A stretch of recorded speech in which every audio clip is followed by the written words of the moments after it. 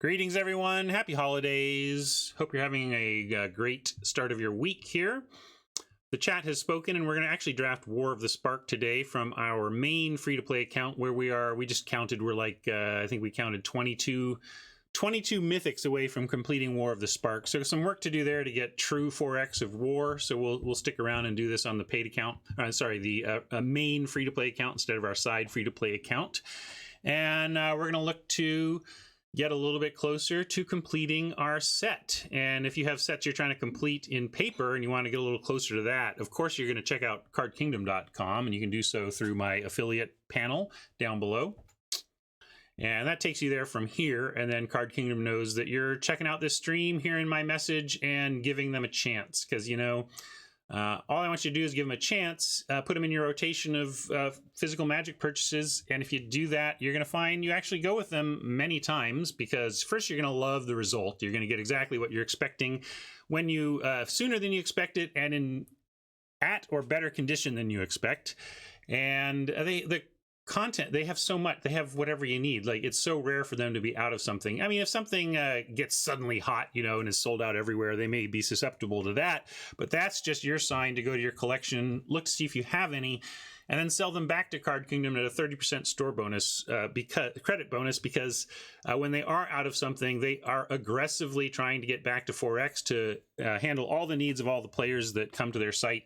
And so you can always get a good sell price, a good buy price from them on hot stuff in the marketplace. So keep that in mind too.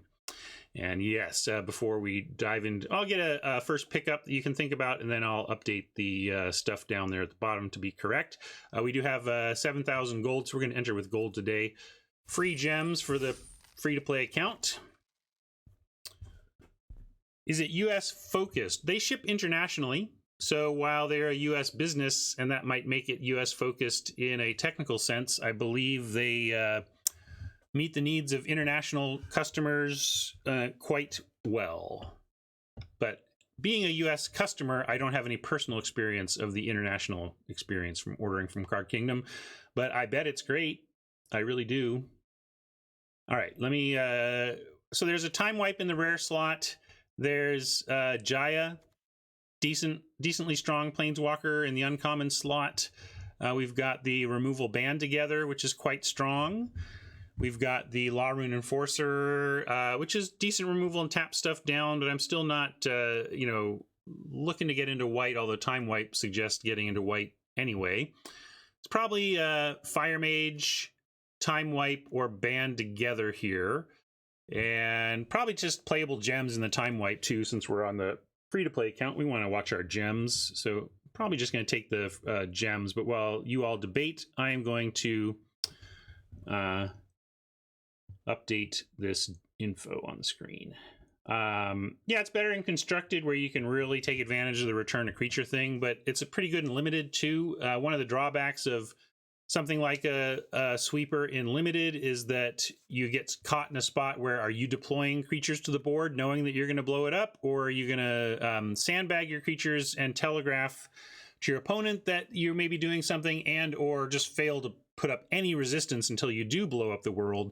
This way you can play like one throwaway creature, one really good creature, maybe with an ETB effect, and then when it is time to wipe, you get to bring your good creature back and save it. I think it's a huge factor on the quality of the card for sure.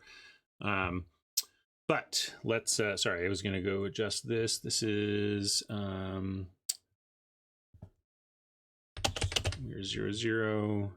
and on free to play.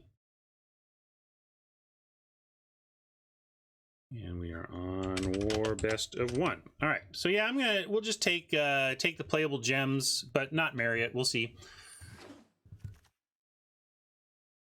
Yeah, the blue part of the Time Wipe is definitely splashable, but let's see where the next few cards take us. We've got a Spark Harvest here that jumps out. Tamio's Epiphany is at least blue, goes along with the Time Wipe in that regard. The white is not really splashable in Time Wipe, so if we want to play it, we kind of need to be white. We could just take a Spark Harvest here. There wasn't really any good black in the last pack, right? We weren't talking about black cards as an alternative to Time Wipe, so there's a, you know, taking Spark Harvest makes a lot of sense in that we haven't seen good black yet, so we could potentially do some good cutting here. Bloomhulk, one of the, is it the best green common, perhaps? Sunblade Angel, what do we think about that? Man, if this thing untaps, you're generally pretty happy, but getting to untap with a 6-drop in this format that's a 3/3 is also not guaranteed, and I don't lose to this often. But I have, you know, boy, when it lands and you don't have an answer and they're just clocking in the air for 3, and they, with the vigilance, they can defend on first strike. Yeah, it's very oppressive when it hits, but it's pretty expensive. So I think I'm on Epiphany or Spark Harvest or possibly Bloomhulk. I'm going to go with my Spark Harvest intuition here over the Epiphany.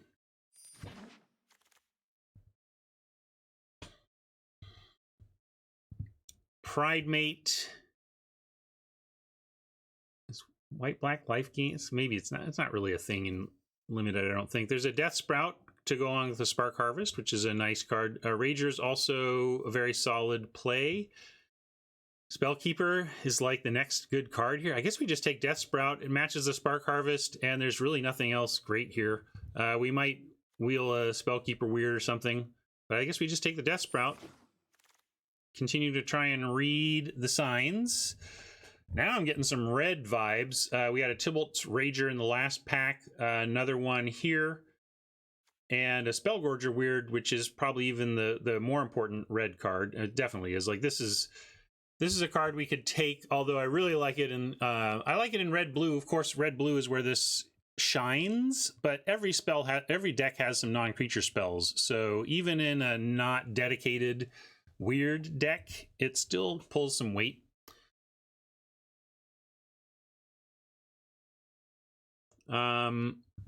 So yeah, I'm going to go with the best card here as we try to understand what the bots are telling us and take the Spellgorger. I think the bots may think that Tybalt's Rager is better, though, so it's possible we're sending red signals downstream as we take this Gorger.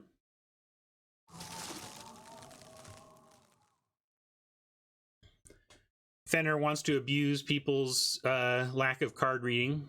So cruel. So you're trying to abuse me, is what you're saying. I get it. Arlen's Wolf is fine. Here's another Pridemate. Shriek Diver is whatever. Dambreaker and Totally Lost are fine. There's a lot of fine here, but nothing exciting. I don't know. What do y'all think about this one? This doesn't seem like a real card to me, although if we do get into red-black, there is kind of a red-black army sacrifice thing. Some say I never heard of ya, a rap burglar.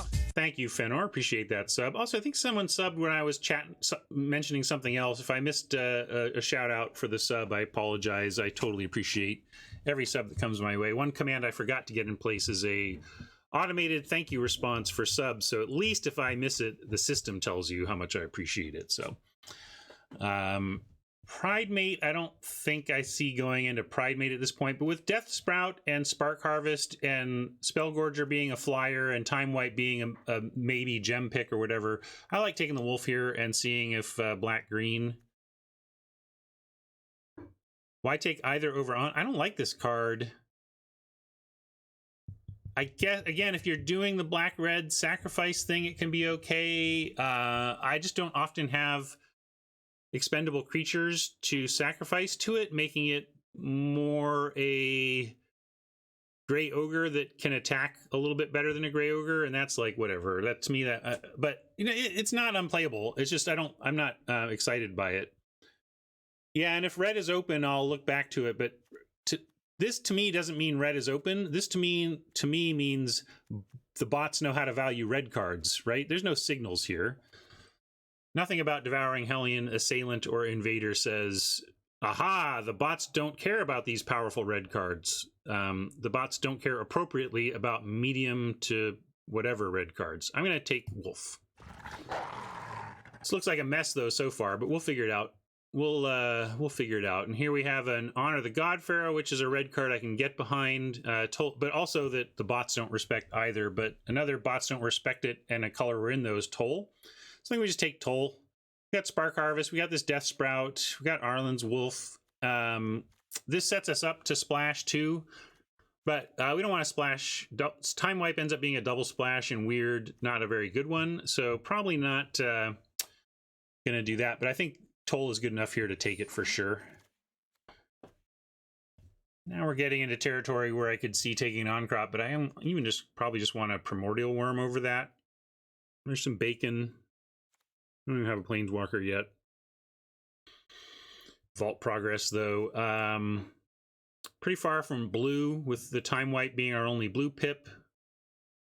But nothing here is exciting. Nothing is given signals. The only thing I'm certain of is that we like our black. Even that is something we could bail on. Yeah, we could spec on Invader or take a generic green. Like if we take I want to pay green so that the Death Sprout plays, but no, I don't think we want to spec on the bacon either.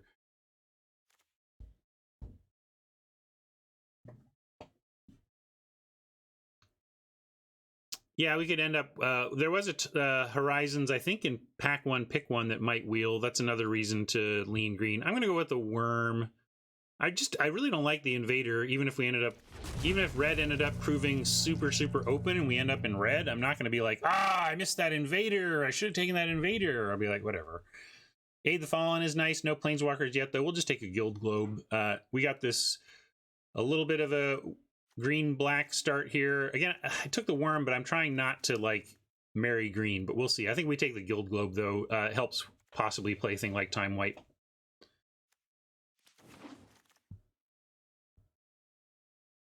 All right, this is pick 9. This is what I thought had the Horizons that would wheel, but maybe that was pack 2 or pick 2.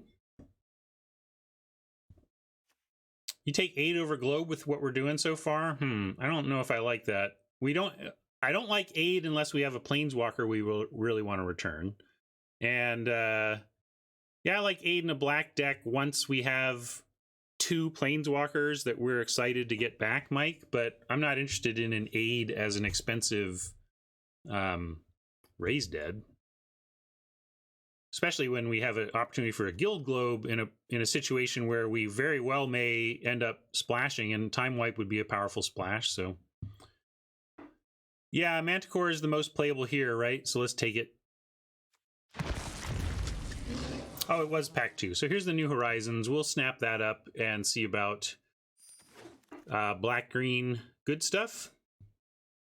Oh, I messed up did I mess up my cards? I was thinking, there's 2 that have Aid. What card was I talking about the wrong Aid? Sorry if I was talking about the wrong Aid. But this Aid we can take now regardless. I don't think we want any of these. Isn't it? Oh, Dust Mantle Operative is nice. Yeah, I hate that there's 2 black cards, both with the exact same mana cost, both at common, and both with the word Aid in them. It kind of is bad. I think that's bad creative, or not. That's harsh. Like there's so much going on in the creative in the set to get a little complaining about word use is a minor, ultimately a minor thing. But it would be better if one of those 2 cards did not have the word Aid in the title. So I'm going to take Dust Mantle Operative here. It's fine. Maybe we'll play a Silverwing. Hope not.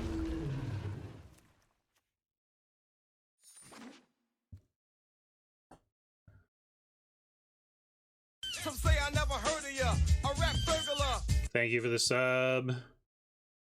Foil gifting subs. Very kind of you, Foil King.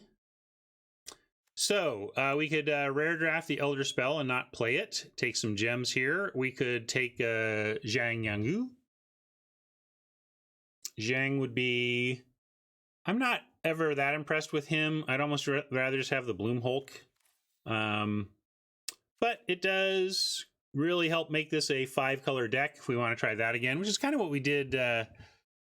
It's unplayable in the main, I think. I mean, you know there's going to be Planeswalkers in a lot of opponents' decks, but not so much that you want to just run an Elder. Like, there's the 1 mana, like, it's not often you're going to get two planeswalkers in limited, so you're really talking about this as a planeswalker removal spell.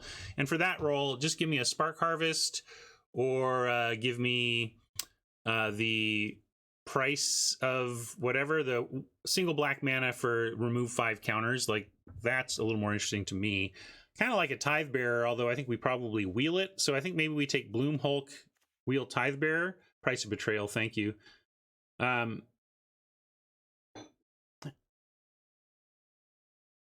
If not Spark Harvest, what are we talking about? There's no Spark Harvest here. And we're not as all over the place as you think. Watch this. Boom, boom, boom. I remove 3 cards, and then you still think we're all over the place? Nah, we're not all over the place. We are core black-green looking to splash. Looking for good splashes. That's why I think, you know, you could make the argument that Wildcrafter does the splashing thing, but I kind of would just rather have the big doofy 4-drop. And then New Horizons into Bloom Hulk is pretty good too. So I'm gonna take Bloom Hulk. Try and wheel that bearer. Well, here's a colorless planeswalker for our deck, so probably taking that, although you could make an argument for getting some card draw now. But I don't think we're gonna pass Vraska. Try and wheel this snare spinner. What's up, girly?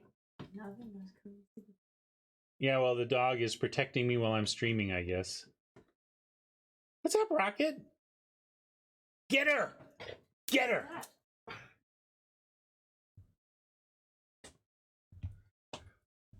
Come here. Hey, come here. Come here. Where's my pal? Oh, here's my pal. Hey, pupper. Yes. You're the best dog. Number 1 hound right here. Number 1 hound. Take Vraska.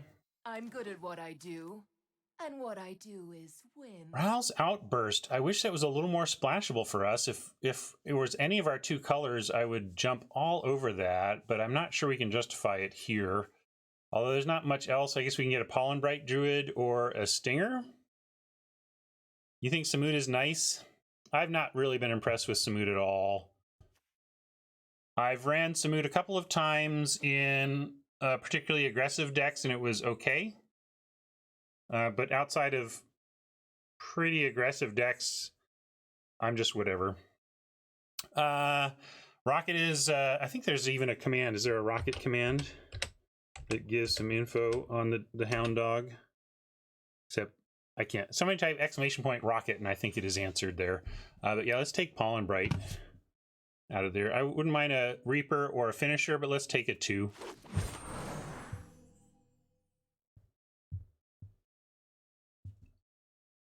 Another Rager. Ooh, Laptop Reaver.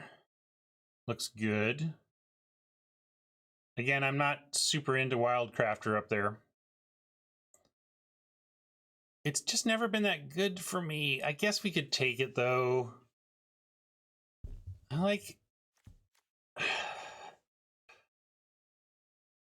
I want Laptop Reavers so badly, but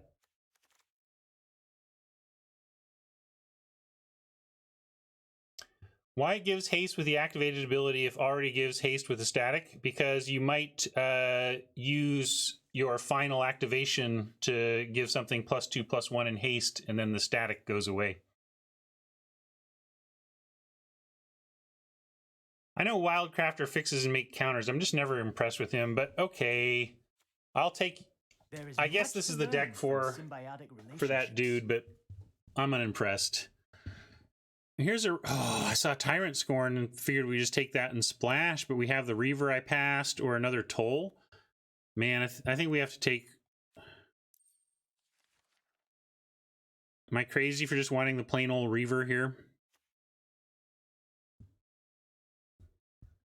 I'll pull this one. We have Reaver, Scorn, and Toll.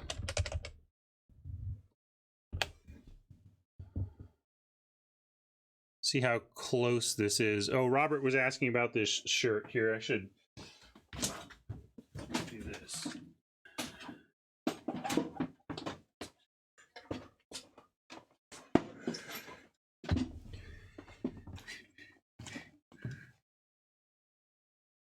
Stylish, yeah.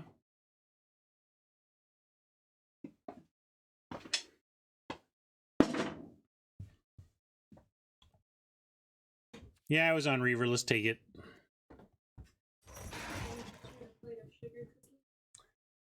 A plate of sugar cookies?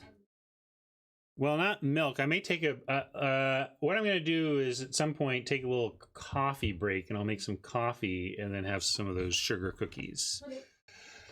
Nice Tithe Bearer, but of course we're taking the Leyline Prowler. 6th pick, very nice.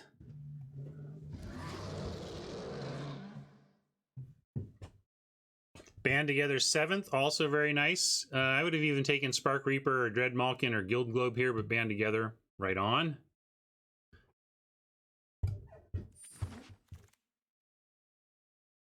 Crunchy Crunch, Opportunist. Here's that price. You know, here's the Planeswalker removal that if you're going to run, you could run, but I don't even like running that. One of the problems with running Planeswalker removal is that Planeswalkers often, even the uncommon ones, get so much value out of their first activation that you still feel like you're down a card if you untap and immediately snap off the Planeswalker. And that's your best case scenario. Your worst case scenario is you have this and they have no Planeswalker out, and then you're just going, I don't know.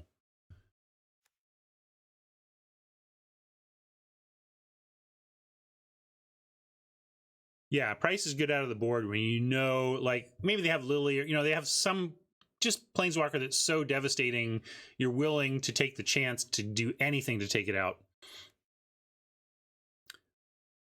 Yeah, we'll just go Crunch over Bond or Vampire here. Or Shriek Diver.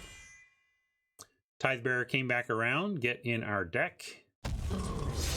We're playing this Silverwing. Pull that. I don't think we're playing this, but yeah, in fact, I'm going to take Vault Progress. I don't think we're playing a Shadow Fugue with how this draft is going. Cutting the black kind of worked, wouldn't you say? Not that these are amazing cards, but they're all black. We'll take a Spark Reaper as the best of the bunch. Croc, we hope not to play. Laptop Behemoth, we hope not to play.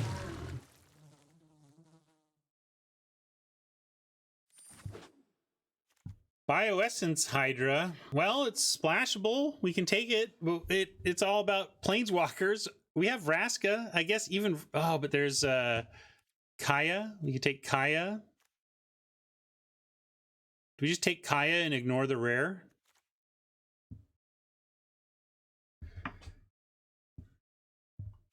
Kind of ramp to her too. Between New Horizons, Zhang, and Leyline will be in Death Sprout. We have a lot of ways to get Kaya out on 5. I think we take Kaya. This has the nice factor of being gems, but Kaya is just a 2-for-1. I like a good fight. Notice I didn't say fair. Clean living.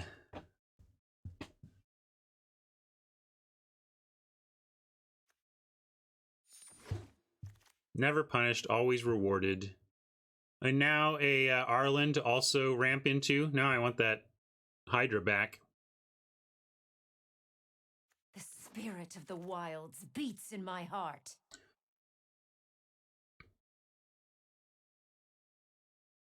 Another shot at a vessel. We passed on that last time. Probably going to pass on it this time. Or maybe we take it because there's literally nothing else.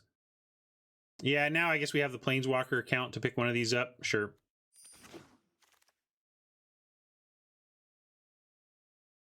Wanderer leapt out at me is very splashable and works with the Aid the Fallen we just picked up. We could also just take a Challenger Troll, which is nice and big. And we do have currently between Zhang and New Horizons and Leyline, we have 3 ways to pop this out on 4, which is pretty strong. Yeah, Finisher would be nice, but I'm not passing Challenger Troll. This thing is a beating. Wanderer, also great. Keep looking for stuff to splash, but then there keeps being stuff in our colors that's just more intriguing to me. Here we could continue to ramp and splash with the New Horizons, which I don't think is the pick. It's going to be finisher or spider, or probably depending on curve. Curve looks good in both directions, although we're unlikely to play this aid.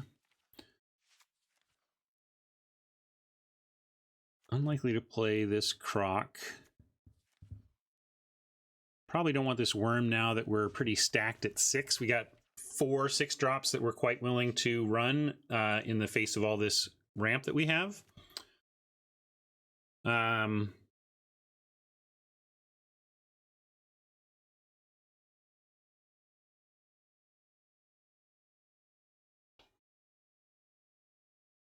Yeah, I think we go spider here. And then, like, one thing about taking a spider is that if we curve into New Horizons, we can put it on the spider. Whereas Druid, Wrangler, you know, nice to have stuff add to our 2s so that our Horizons can do something. I like spider. Also, it defends the sky. All right, Tithe Bearer for like the umpteenth 6-drop. We just take another toll, though. I really like double toll. And our last fresh pick. Do we want a Duskmantle Operative or another Wolf? Probably another Wolf, given that we have Arlen. Actually, Arlen just actually works with the Wolves, so we'll do that. Maybe cut even a Spark Reaper. Spark Reaper is okay, but I like the synergy we got going on there. Here's another one we could take anyway. Tithe. Oh, I've got one we've cut. Would we play? We're not playing this either. This is a lie.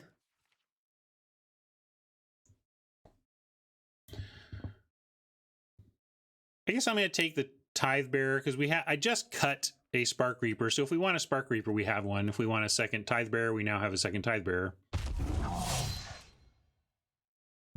Could extract some Charity. If this gave Trample, I might think it had a role in the format, but it's really not good. None of these are good, and none of them are main deckable, so I'm just going to take another Croc to ignore. Ceratok could make the cut here. We'll see what 5s and 6s we want to play. Grizzly could also make the cut. Not playing this one.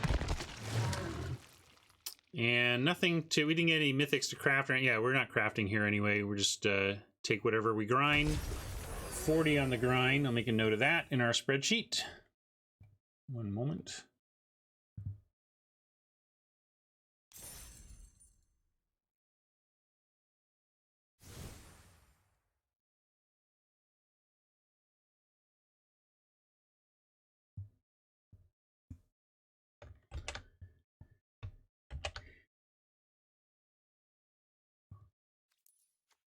No splash ramp. It's too bad. We had all the tools, but kept having really great cards just in green, black. So I don't see why we should push too hard on the splash. In fact, kind of makes me want to cut Zhang. I cut 3 cards.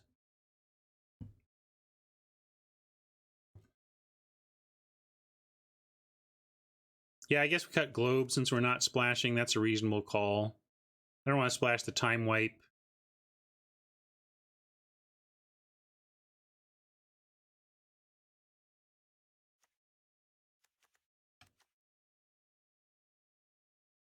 We could cut this Grizzly. I think we're doing other things for card advantage that I like better than the Grizzly. Grizzly just feels like swings and misses so much.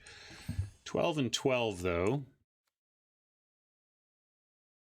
I'm leaning towards keeping all of our ramp because we're committing to some serious 5s and 6s here. And it's not necessarily about proliferate. It can just be about the ramp. I would rather cut Zhang than New Horizons. New Horizons is ramp that they can't attack and kill.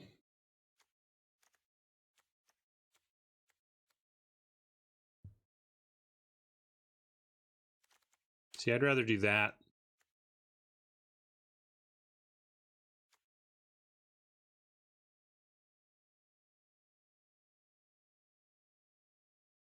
It is a lot of 6s. We could cut the giant and say we'll have this 5 instead of this 6. Well, we have 3 other planeswalkers, mind you. We have Arlen, Kaya, and Vraska. So I don't think we, quote, need Jiang for Aid the Fallen to be good. Yeah, but also, how psyched are you to get that Jiang back from the graveyard? Yes, I got Jiang back. I mean, it's a card. You're happy, like, but chances are by the time you're aiding the Fallen and getting a Jiang back from the graveyard, like, what is he? That's not really a power play. Whereas on turn 12, getting a Vraska, Kaya, or Arlen back from the graveyards is a serious power play.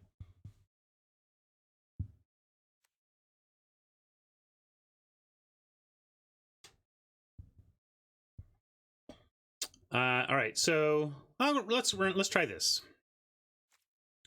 Let's put this here.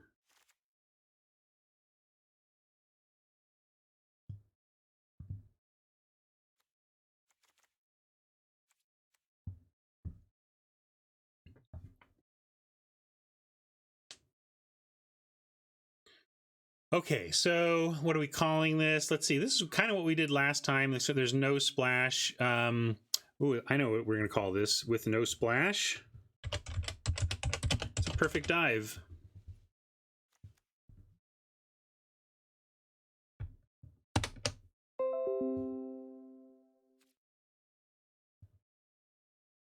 We could go down to 16, although we have a lot here. It's just that we have 17 lands plus 18, 19 cards dedicated to mana production, and a 20th that finds source in Death Sprout. So we have a lot, but we do have a lot going on in the big end. So I'm just going to keep it at 17.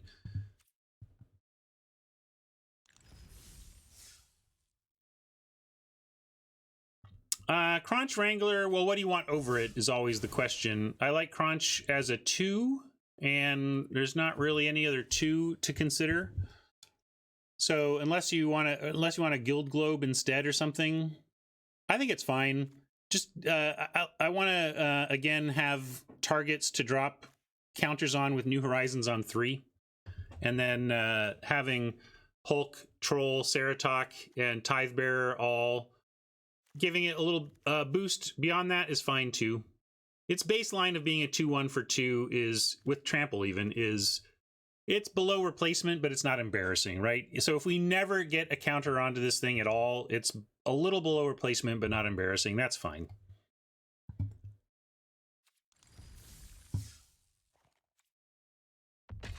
And if we get a counter on it, then it's above rate. So, you know, its floor is just a little below embarrassing. So, or a little above, you know, a little below replacement. So, all right, cool. We got our 2-drop to drop a counter on. That's what I meant. I really like having those 2s to support that. Unfortunately, Aid the Fallen is early, but we're still keeping. Find a 5-drop. We get to go Operative on 2, Horizons on 3, 5-drop on 4. That's the dream here, finding a 5-drop. I mean, there's only 2 in the deck, so it's not like high chance, but possible.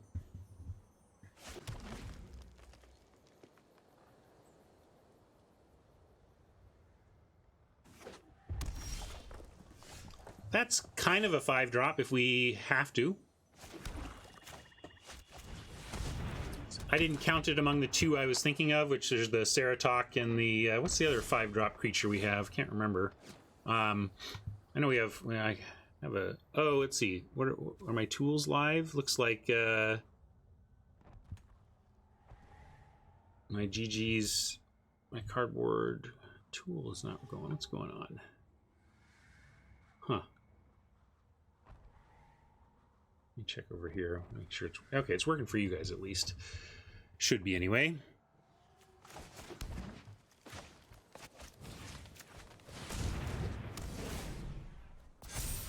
Troll. Thank you, Mike. I knew there was some sweet card at 5. Or Smock also got there.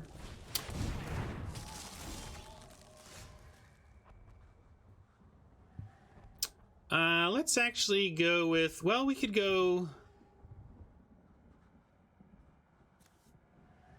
Okay, with the creating creatures with death touch seems fine. Spellgorger Weird can get big, but we're just going to create a death touch creature, and then we can use Pollen Bright next turn and band together. You know, we have a lot of options coming up here. So let's go actually attack first.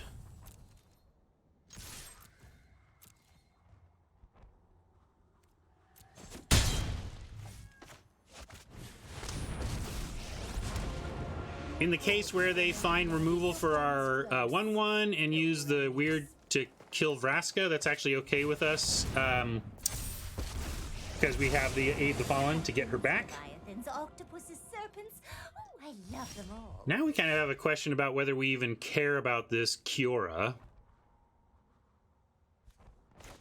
Because we could Spark Harvest the weird, or band together the weird. Let's do it this way. Let's do it this way. We can just send this at the Planeswalk Kiora and kill her. So let's kill the weird, kill the Planeswalker with a simple assassin, and then we can go Druid and band to kill the to get the weird. So let's go. I gotta make sure I have all the right. Yeah, that's fine. So we go like this.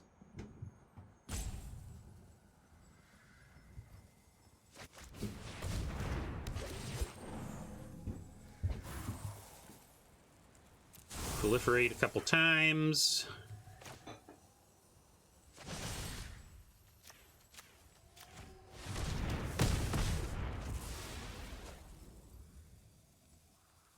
Oh, right, it gets a counter. Is that... Did I mess that up?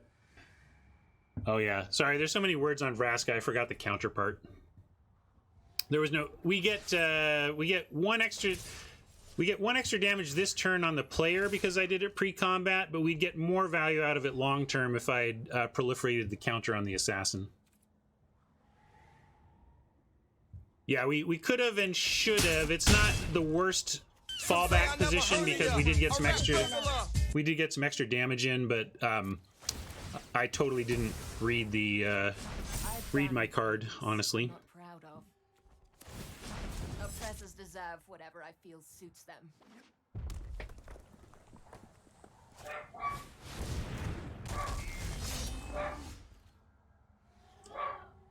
Yeah, now we're just gonna Spark Harvest the Cyclops and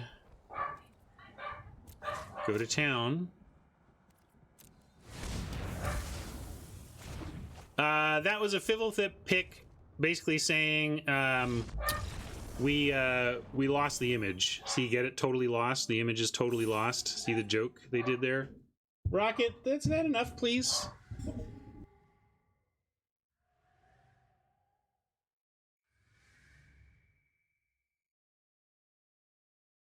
There was a huge coyote right outside our house, apparently. Hold, please.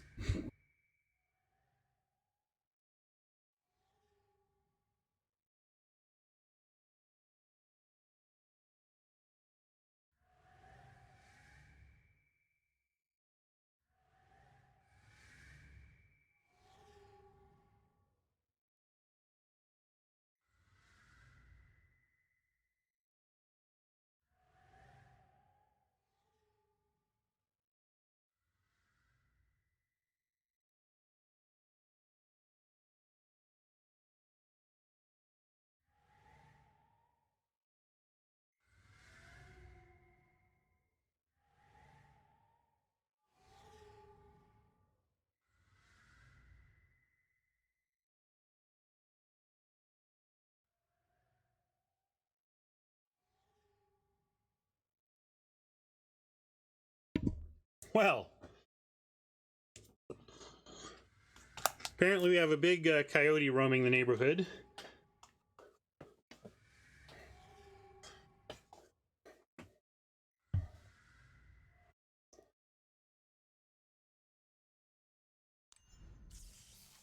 Osmosic must be new here. Welcome.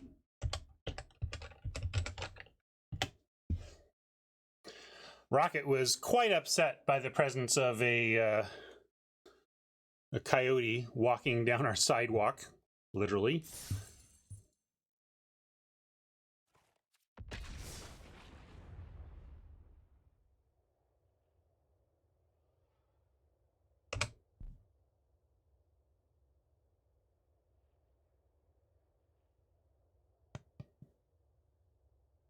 Who's my good boy? Oh, it's this one right here. This is my good boy.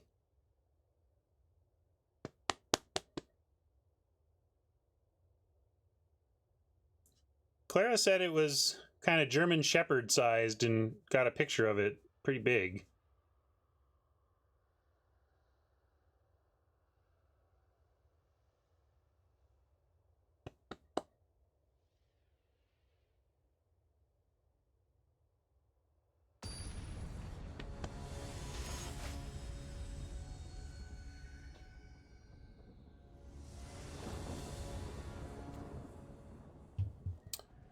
We can keep this, like a little more land, but with the Wrangler into the Bloom Hulk, Toll in the middle there, all looks good to me.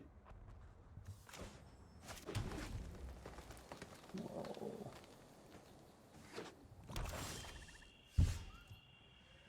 Good to find land.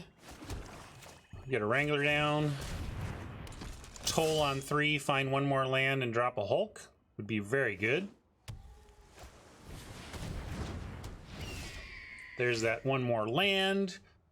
Just what we asked for. So let's toll here, see what we find.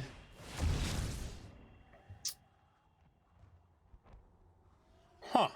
Interesting. All right, so they have the 3 mana. What are we afraid of the most? Got Spark Harvest. We're going to be pretty big on the ground. Herald on the ground's annoying. Plating, we can, I guess, play around. It's going to get us at some point, though. Thunderdrake is pretty scary. Yeah, I guess Thunderdrake, especially with the Contentious Plan, is the scariest thing. Because Thunderdrake into Contentious Plan is quite a play. And a request here for Weird Science. Weird Science! I'm going to say no attacks because we do want to get our Wrangler a little bigger, and then it can attack through some stuff. Between Wrangler into Pollen Bright, like, kind of right now we have Hulk next turn, and then the turn after we have Pollen Bright, Spark Harvest, Sacrifice, Pollen Bright. Oh, you get it again. Maybe. Weird Science!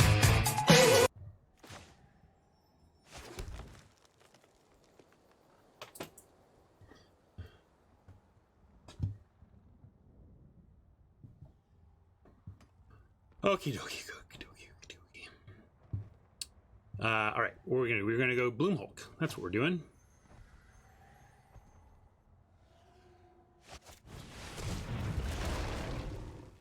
I played the meme again because, well, first somebody ordered it with the meme machine, and then Oppo actually played the card that triggers it. So once was for the meme machine, once because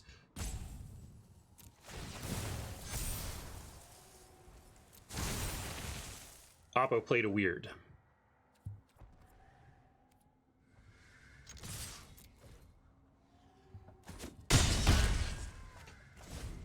Wrangler proving all right this game, huh?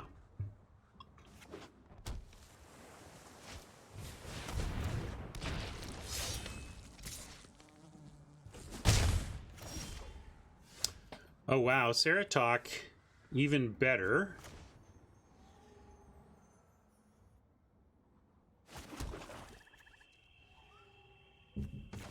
Let's just do a Ceratalk and put him to a tough choice.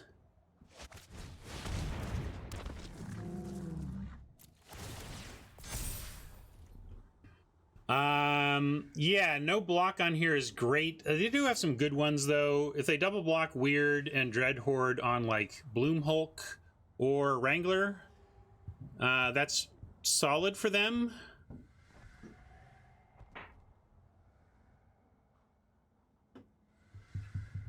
Yeah, maybe they really wanted the Weird for getting back something, or they felt that they couldn't risk that. I'm trying to decide if we want to trade either one of, trade our, I guess we do. We just have to go here. We're just going. One of these will live, and then there's another 4 power behind, and we have Spark Harvest Pollen Bright for next turn. That's just too good. And here they're going for the Wrangler, of course, and Wrangler doing good work for a 2-drop. So we get 6 through, and which of these do we want dead? There's a good argument for the Spellkeeper so they can't get back this stuff. I'm just actually gonna, and then we avoid the death trigger of Herald for now. So I'm gonna go with the Spellkeeper, actually. Although maybe they don't have time. That if they're gonna spend 2 mana and to get something back, that we're just gonna kill them by then.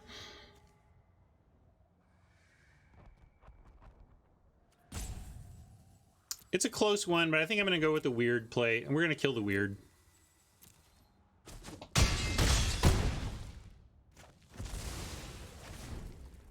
Good job, Wrangler. You did some work.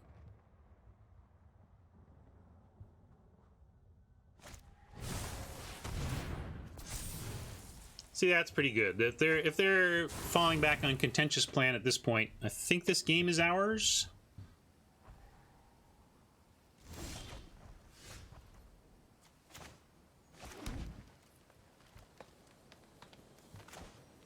Go ahead and it's not a major proliferate, but we're gonna proliferate. Or we could put a +1/+1 counter on a creature. It's really the same thing as proliferating, so maybe we want to get something bigger. They're going to go plating, which turns this into a... so they basically have 5 power. So if we put it here, they don't have the power on board to even stop the Ceratok. So yeah, we're going to do that instead. Well, not only just the Trampler, but the 5 toughness. The more important to me than the trample is counting the possible power that could be used against the Ceratok. I guess they do get a mass, though. So if they want to put everything on the Ceratok, they can kill it, but then that's good for us because we get through for 7 or whatever, so that's fine anyway. Mike wants it on the Hulk, I suppose, because that gives, well... That gives 2/5. Well, I like it on the Ceratok. I think this is good.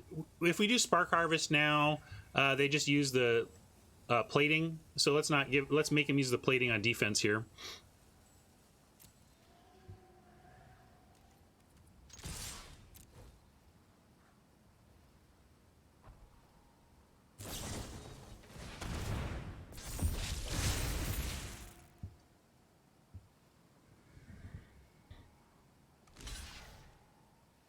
All right, they're going for it, putting everything they can. So we get them all, right? Yeah, sure, we'll take them all. They get a 2/2 army token back, but this is pretty good for us.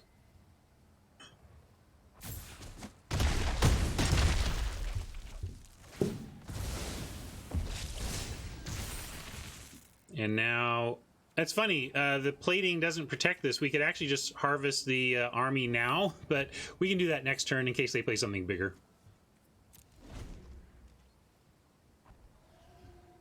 Although we don't want to get it tolled, that would kind of stink. Although if they spend the turn tolling, we just win anyway, so yeah, it's like, that's funny. I don't want it to get tolled, but also winning is pretty cool.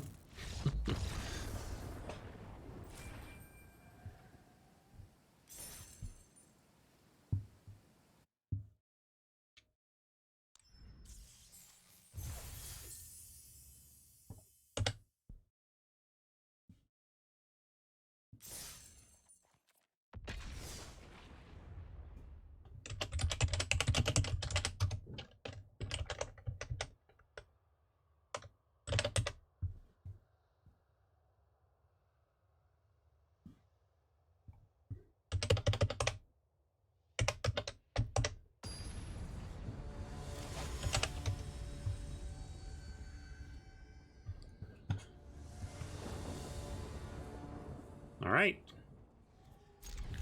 Operative on 2, attack with a 3/3 on 3, and if we find a 5, we get to cast a 5 on 4, but if not, the Tithe Bearer isn't too far behind that.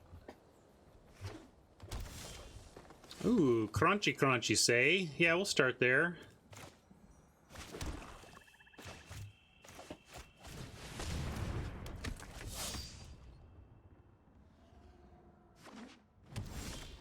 Oppo with no 2-drop, that can be pretty punishing in this format. especially on the draw, but we'll see how it, if and how it costs them. Drawing a 3 or a 5 or even just another 2 would be nice. I want to use all my mana next turn. I do. So yeah, we'll go ahead and do the 4. Especially they're not showing blue, so this is going to definitely resolve and turn this into quite a beast. Dionysus, Merry Christmas to you. You made my 2019 better as well, so here's to us making our lives better for each other in 2020.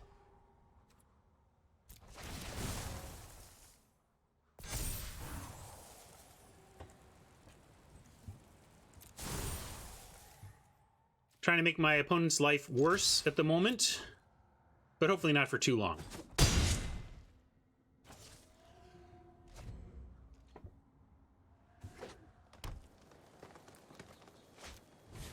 That is a rough first turn of the game. I mean, they got some points, some life points back, but this is going to be sick. What a curve out. We've gone 2 into 3 into this 4, now Tidebearer on 5, and then Ceratok Operative on 6 if we find another land. Yikes.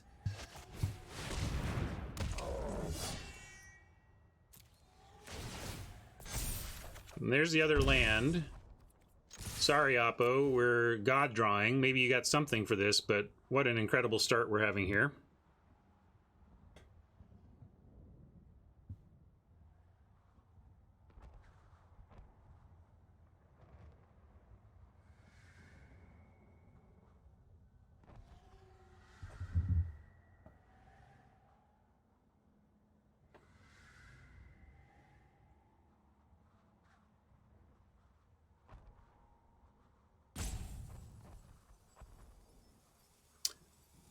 You contributed to my awesome community, Dionysus. Yes, I've had to smack you down here or there, but I continue to feel you have been a net positive for my community. Just don't make me change my mind.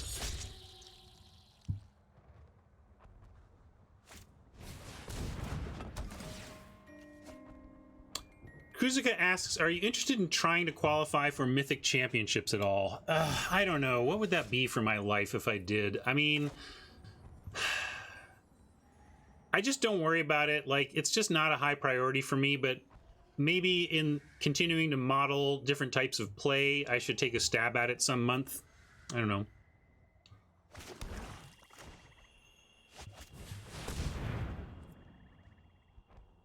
Sorry, Oppo, again, not trying to slow roll you, buddy. Hudson. Just chatting and playing. See, that's what you were doing. Dionysus was fishing for compliments.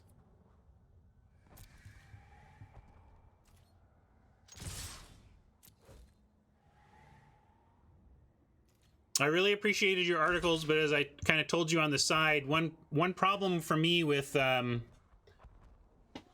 here's what to do with your tidiness life stuff is that it makes me feel badly about already being behind on all of this stuff, you know, like which is why I really appreciated, I was much more appreciative of your writing when it was simply self-reflection. What is tidy, how has your changing relationship with stuff affected your life? And then you're just telling me kind of an interesting story about your life, and I can find the lessons in it for myself. And I'm teasing, D, but come on, you were a little bit. You were just come on a little bit. You were, right? Anyway, I like that style. It's the, you know, I've said here on stream before, when I give people advice, or someone comes to me, or I have advice for somebody, something I think someone ought to hear, I try my best. I'm not always successful, but I try very hard to phrase things as a I would instead of a you should. So if I tell you, well, you should tell her whatever, it's very prescriptive and very ordering and very kind of like, I don't like the vibe. But if I say, well, I would tell her my true feelings about the situation, then that's great. Because like, I'm not telling you what to do. I'm only telling you what I would do. And then you can draw your own conclusions for how that fits for your own world. And I think it's a much better way to convey wisdom to others, is to focus on sharing with them what you would do, not what they should do. And so that's where, like, so when I think about your articles, D, a bunch of them were you shoulds, and then one of them, then my favorite one was the I would article. So I'm gonna play one more, then I'm gonna reload on coffee. Okay, reload on coffee and get some of those cookies my daughter has said she has made. It's 10:15 in the morning. I'm gonna have cookies, but you know, it's 5 o'clock somewhere. Some time zone, it's cookie time.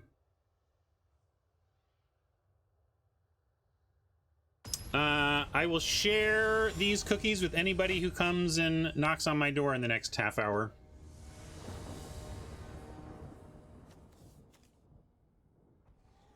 Wrangler just showing up every game for us here.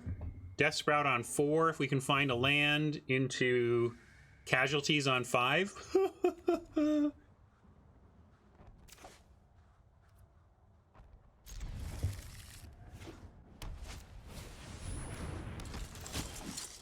Oh man, this deck is working out a little bit.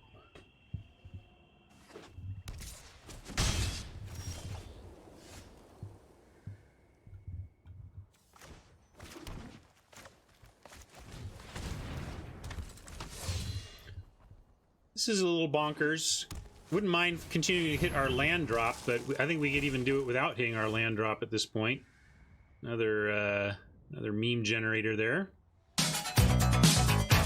Science.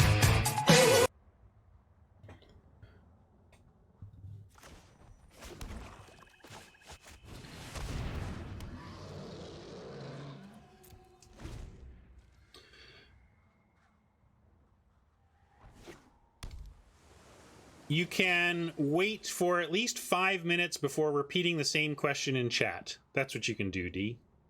I don't get to every question, man, so you gotta just let some of them pass and they go unanswered, and you have to let that be.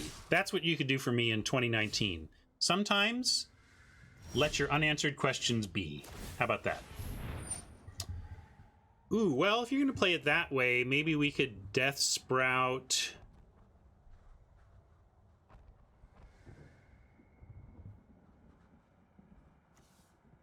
We might just find a land anyway and still be able to Hulk. But I'm going to go ahead and Death Sprout in response here. And I'm going to take out the Enforcer because it's annoying.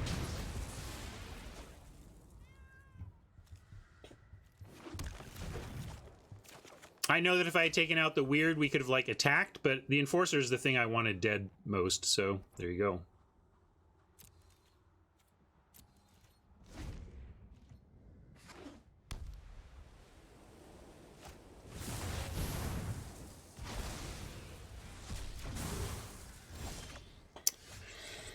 All right, they got our Mana Maker, and we're a little light here. We could go Bloom Hulk. I'm going to go Bloom Hulk while their shield's down, and then we end up creating 2 creatures that can attack through a Spellkeeper. Then they probably have to, like, use the Weird to go get the Wanderer's Strike and spend a lot of time kind of doing that thing. Let's do this.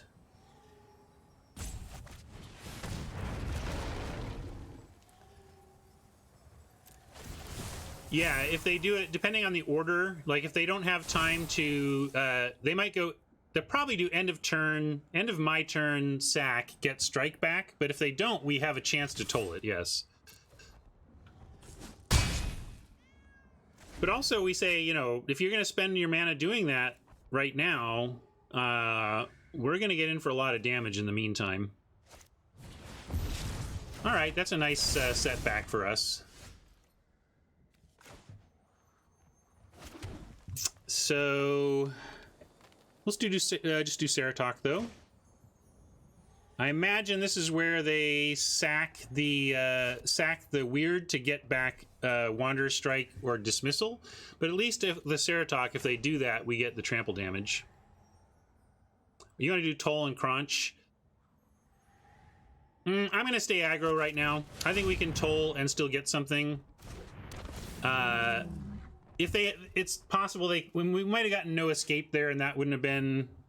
Yeah, if they had no escaped, that would have been unfortunate. But look at our hand. I wouldn't have cared that much. I'm kind of just go ahead and have them use their resources here. Even that I don't care about too much. What I care about is if they resolve like a Tamio's Epiphany.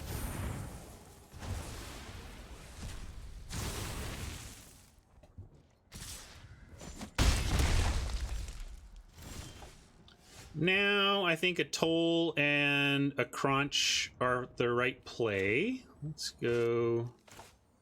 I guess I should start with Toll, then we'll decide.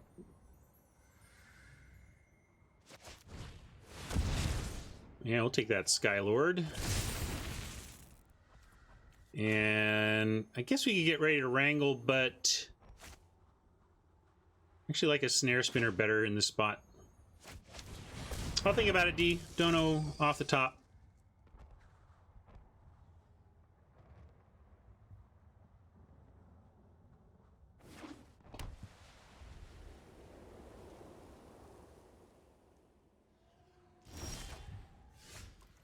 Well, we have Casualties mana now.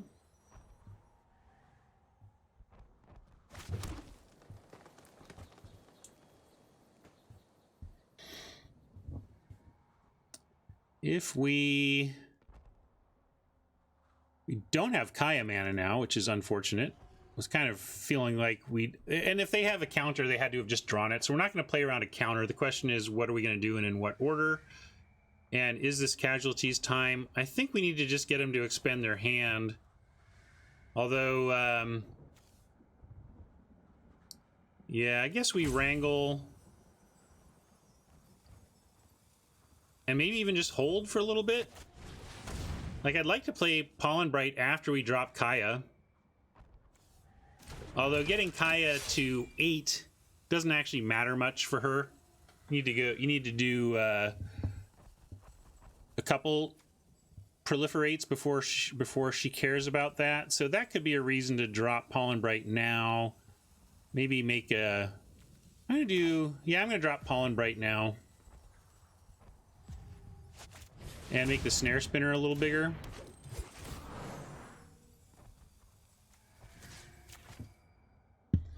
Maybe I'm just being, maybe I'm just casting stuff to cast, though. It was the fact that realizing that Pollen Bright doesn't really help Kaya at all is what caused me to decide to play Pollen Bright there, but maybe I was supposed to save Pollen Bright for future value. Hard to say.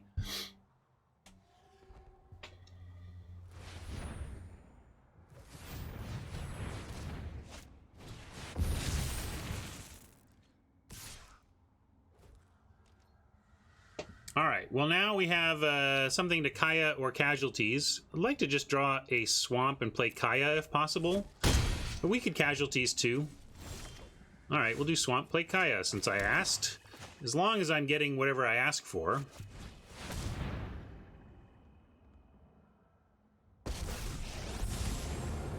And now...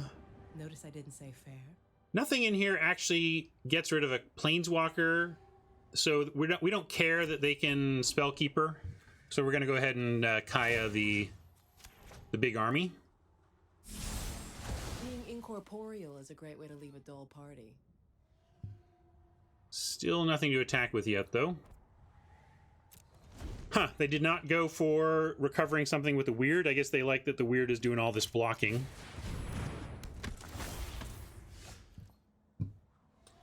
But now... kind of like making them use it, dropping a wolf.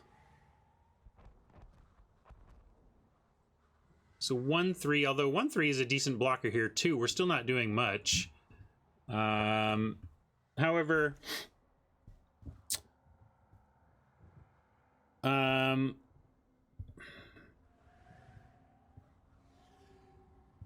know if either of these are worth it. I don't want them to start looting. I guess with this hand, we just go Kaya, Wolf, and then next turn Casualties, and just rock their world to the best of our ability. Yeah, we could save Kaya for a real threat too, but I also want to attack. Let's see. I guess we can just play Wolf and see if they want to go and get something for it. Because right now the Wolf can attack. So yeah, let's save Kaya. Also, the trouble with holding on Kaya is that something can happen to her and then you missed out on a free removal spell, basically. Really don't want to... That's quite the tragic result if you lose out on a removal spell that way. And now with that, I don't know how I can't help it. I'm just... Great, that's fine. You, Oppo, you get something back, but I gotta clear the way here. And if they bring back, like, attack, yeah, that's fine.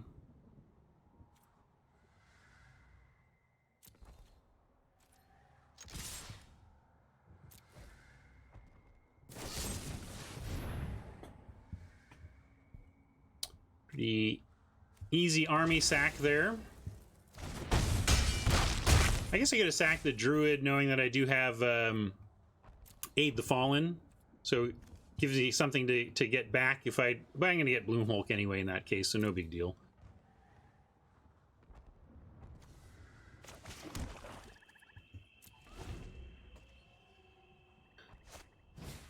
Not really, D.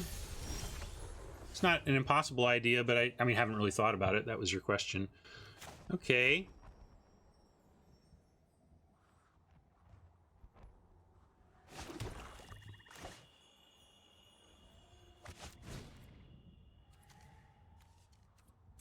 See, you just always kill the Sunblade when it comes out, and then it's no problem. But it would have been without more removal there. I can offer 3, 4, 5... Yeah, I'm going to offer the Crunch to deal 6 here. Then they strike... No, let's see. They eat this, then they strike this. Then we only have these, and they block Spinner, and Pollen Bright's not enough. So I'm going to leave the Wrangler back. And we'll just send in these two. In fact, I should really just send in the Wolf. But yeah, if we attack with everything, we get 3 extra damage in.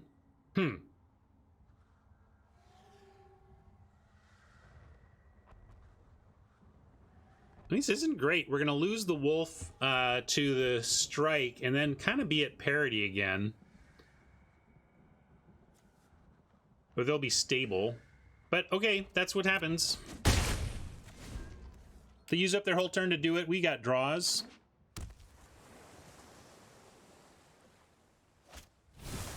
And they don't get any proliferate value unless they want to give us counters, excuse me. All right. Nothing. Well, I'm going to make him block here. Keep him on there. Keep him honest about blocking.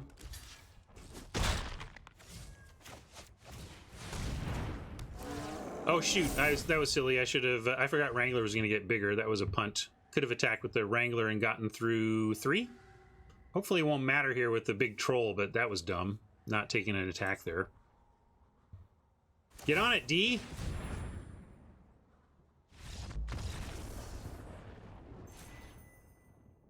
I went with my post-combat heuristic without thinking of the reasons to cast one pre-combat.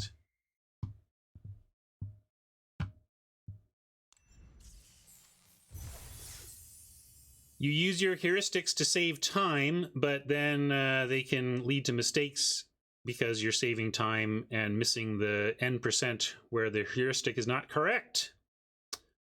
I'm going to go into Be Right Back mode. I'm going to go make some coffee, and then I'm going to be back to finish this event. Crushing it so far. A nice 4-0 start. But hang tight. Let me refill my bean juice, and we'll get back to it. Hey, everybody. How you doing?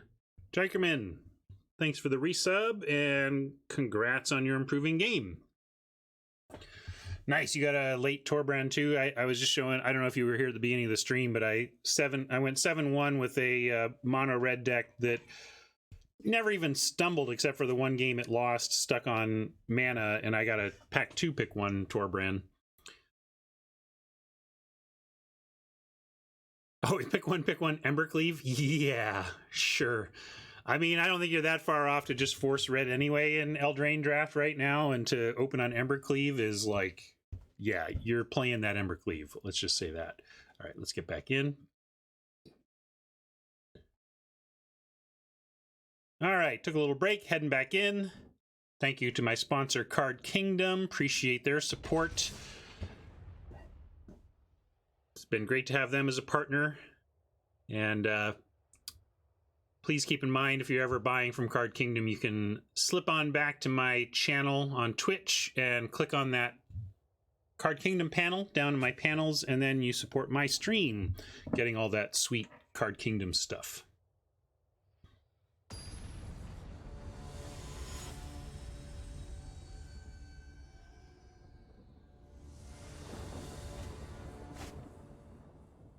Looks great again. If this Prowler survives and we find one more land, we're just the whole... Ugh. We don't have a 2. We'd like a 2, but we're not throwing this back.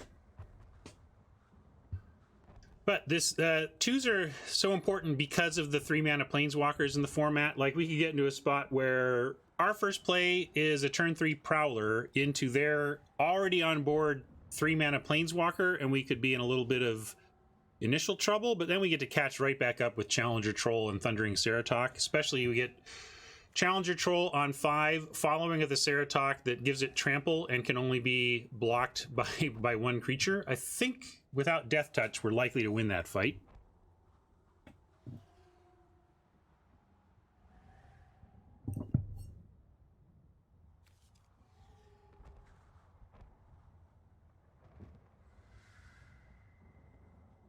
What's up, Boppo? All right, they're finally done. We're going to keep. See what they got for us.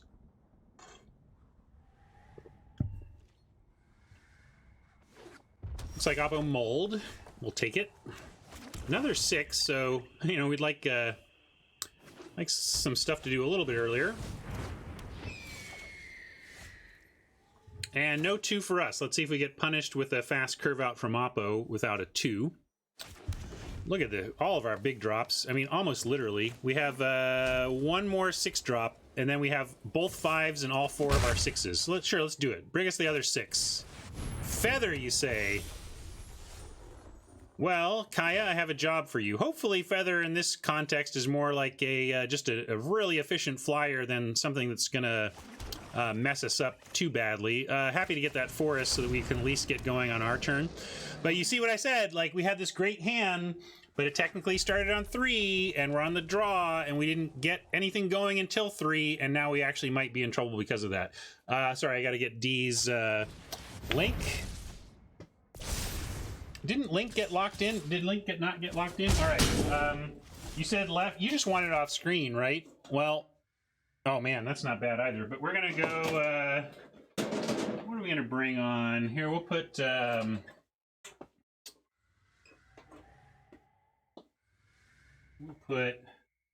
Here. I'll put the going optimal lunchbox up in the prime spot then. Oh, you said lower bottom left. Is that okay? You just wanted Link out of the way. Here, fine. He said, I'll do what he said. Sorry, Oppo. And we wonder why I don't have hourglasses. That thing's gonna fall on me. I'm worried about that one. The Wild Frontier may come down here. Hey, we found our 6. All right.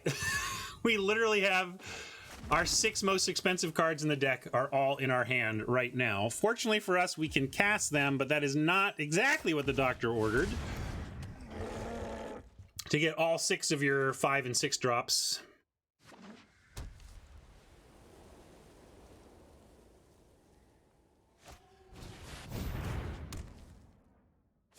I'm even okay with this if we can just find our land now, because we get to casualties the Prison Realm and take out the Feather and take out a land. Seems good to me.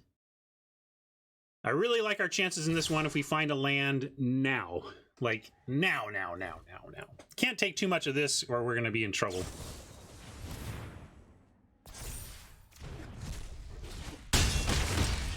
Come on, land us right now. Oh, that's rough. Well, at least we get to get some life back. I'm going to cast the Hulk over the Ceratox so that we can attack in for some life gain.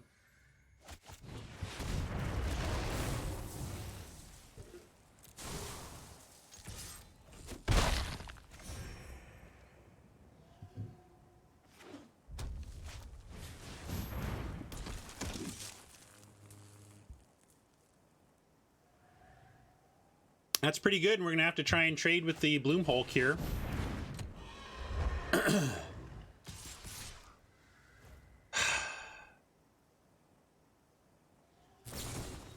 I called it, right? I mean, I shouldn't have called it. I basically called that we were at risk of losing to aggro. Oh, come on. Come on!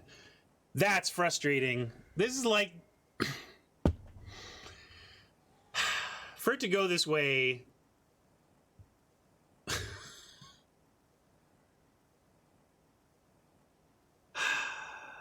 Fine. Fine. Whatever. That hand was so great. Except for the part where it stuffed all of our 6 most expensive cards. Our 6 most expensive cards all showed up in the first 5 draws? That is tilting. That is tilting. You're lucky, Oppo. I will take you on any damn time with that deck with ours. Anytime. All right, I'm over it. Here we go. Closing in on it. Yes, I acknowledge original T-Mac. I am running, in fact, 4 6s and 2 5s. Now, hypergeometric me, the chances of your first, let's see, it was 7. We were on the draw, 8, 9, 10. What are the chances of, maybe it's on 11, like, we drew the 6 most expensive cards in our deck, 11 draws in? Yikes. A favorite deck I ever drafted? Oh, I don't know. There's been so many. So not really. I guess the favorite deck I ever drafted was probably the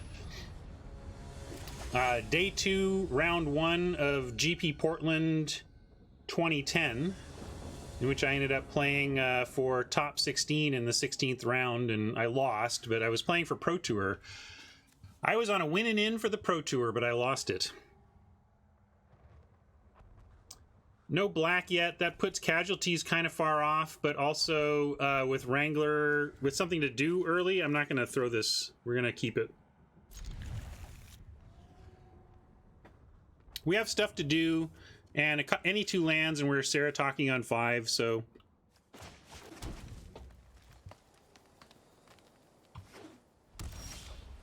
Got some black. That's, if we're going to draw a land, hopefully it continues to be swamps for a little bit. Especially with Kaya lurking in the deck somewhere.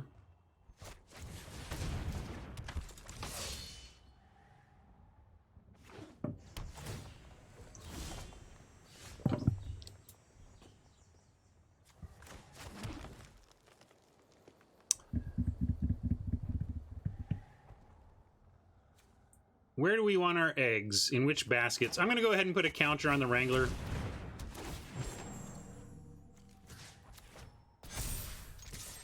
We have a Spark Harvest we can toss the Druid to if we need to, and I like making this a little bigger given that it's going to get even bigger, so let's turn it into a crazy big threat that they have to use premium removal on. And when you can get that out of your 2 drops, that's pretty good. Death Sprout. I was excited for a second, but we do not have the tools for it at the moment, and I'm not going to offer that trade because we're going to get it bigger. With a swamp off the top, right? Swamp off the top, swamp off the top. New Horizons would also be nice. Take a swamp off the top, though. That's what we really want.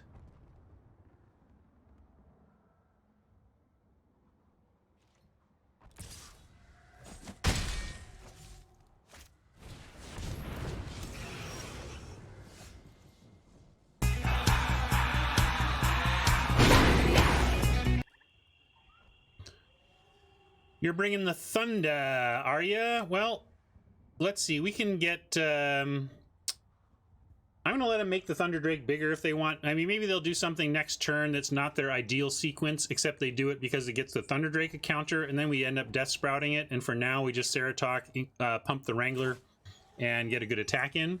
No way they double block the Wrangler. If they do, we're thrilled about that anyway.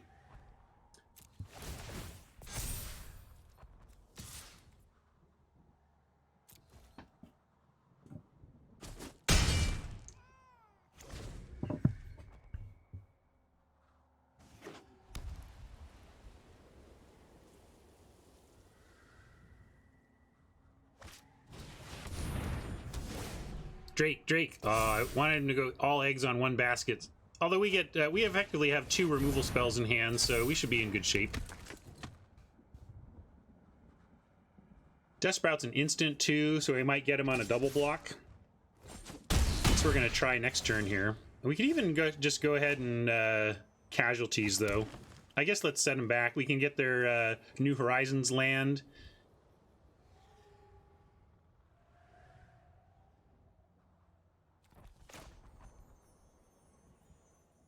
And I'm going to take out the Rising Populace to ensure a great attack. And then they can have the 3/3 Eternal, and we'll Death Sprout the Thunder Drake. And I think that puts us on a huge advantage.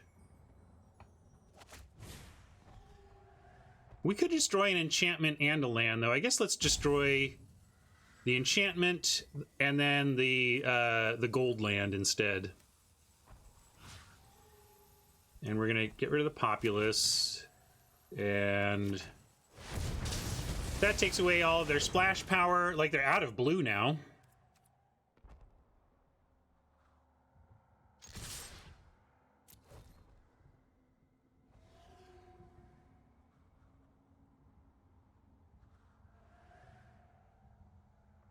Everything's got trample. They got no good blocks. Yeah, that's fine. Trade there. Not only we drop them 2 full mana, at the start of this turn they had the capability of making blue. They could have made 3 blue at the start of our turn, and now they can make 0 blue.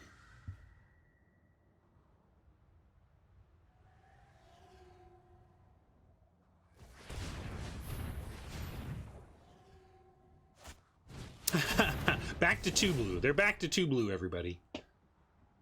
I still like our spot. Oh, they're back to 3 blue. Look at that. Good job, Oppo. Which I say delightfully because we're still going to wreck them. So it's easy for me to be in a good mood when I feel like we're going to wreck them. And there's no reason to wait for a double block since the Thunder Drake just eats both of these creatures. So we're just going to Death Sprout and swing.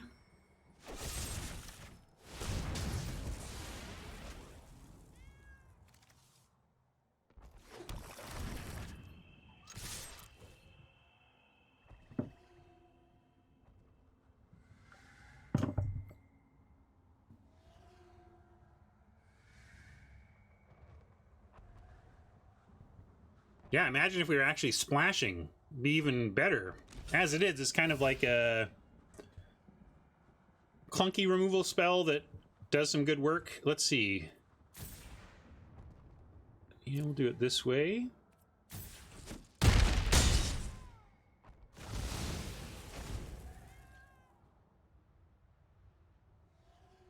Exploding Planeswalker.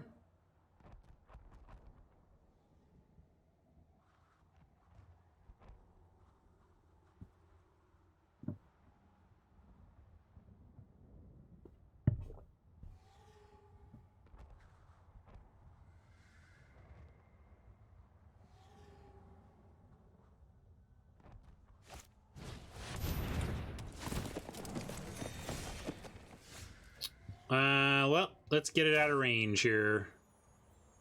We go Arlen, but I like Tidebearer here. Although let's, I can't remember exactly what 2 drops we have left, but let's presume they may be of any color.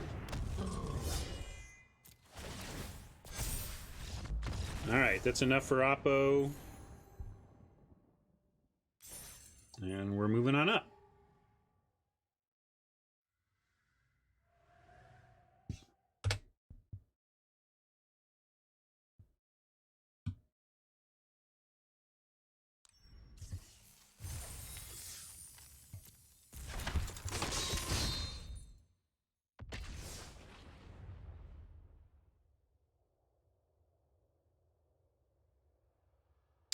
Yeah, with the Trample Timnos, it's possible I could have looked for something lethal there. That's fair. I was thinking, my mentality as I was processing that attack wasn't really thinking about Trample, so it's possible that if I had properly taken Trample into account, there would have been a wait for it removal situation.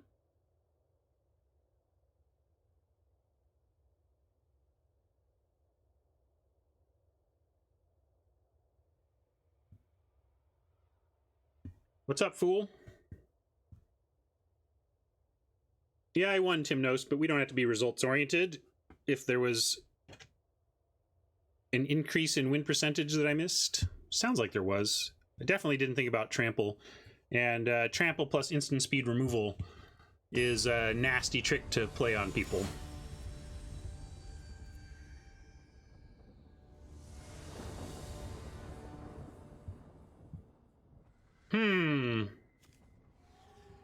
We got a toll on 3 no matter what, and if we find green, we're well on track to casualties and Kaya.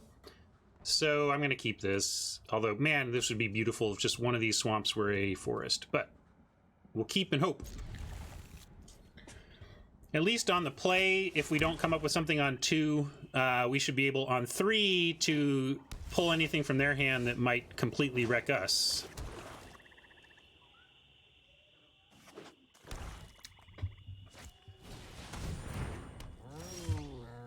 All right. About the worst draw in our deck for right now. But let's see what we can get out of their hand.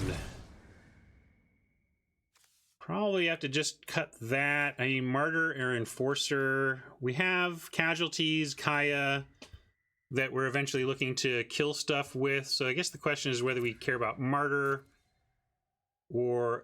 we got to get rid of Shadow. It's few. Our hand is too... I mean, granted, we have 8 of the Fallen, so it's not the end of it, but we don't want to discard anything from this hand.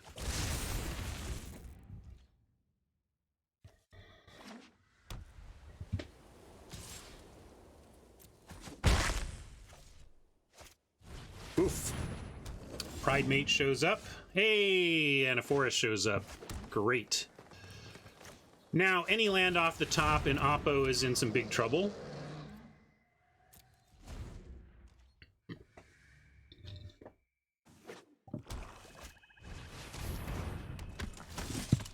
No such luck, but we do have a Bloom Hulk, a no-value Bloom Hulk if we play it now.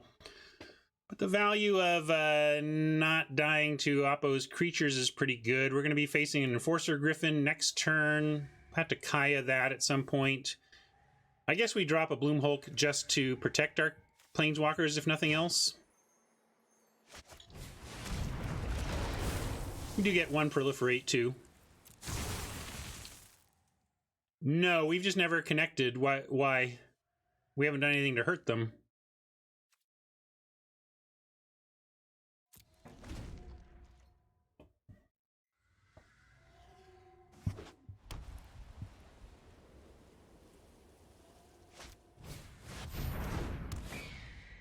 There we go. How about,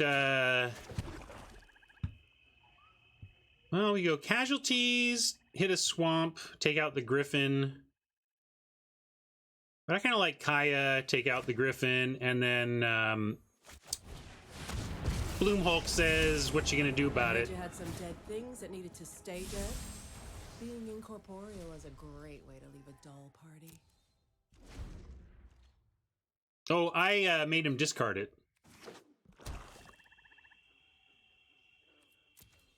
We told that away from them.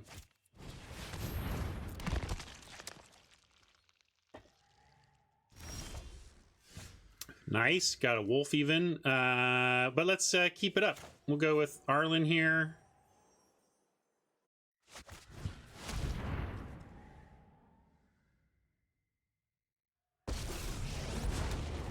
will protect my kin with my life. Go, my children. Make a wolf Fight. and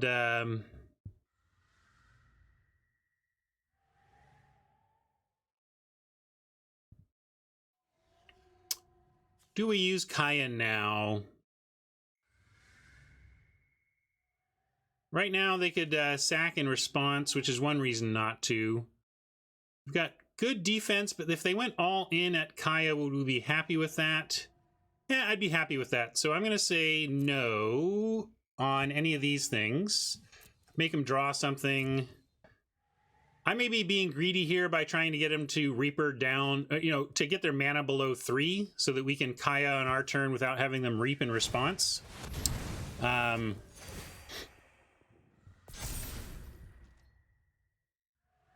And geez, if they want to offer Pride Mate for Hulk, we'll take that as well. By reaping again, basically. All right, fantastic. They have tapped below 3, so they can't use Spark Reaper. Well, they might get a card. They might get a land here. Nonetheless, we're going to casualties and be happy about it. Okay, great. Coming up, Millhouse, big time. Suffer the dreams of the damned. Wow, this is going to be good. Okay. They're going to lose this, this, and this all this turn. And probably Scoop. That's my guess.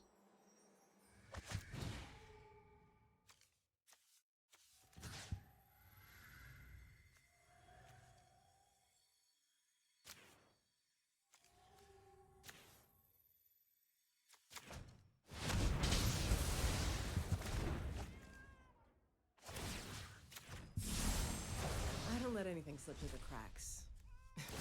Other than myself, of course. This is all right. It's a way to win a Magic game, I suppose.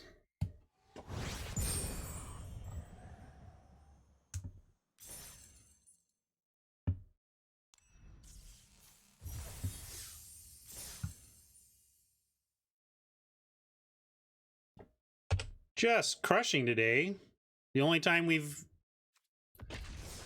had a hitch is when we just drew too much of our big end and got a little stalled on mana.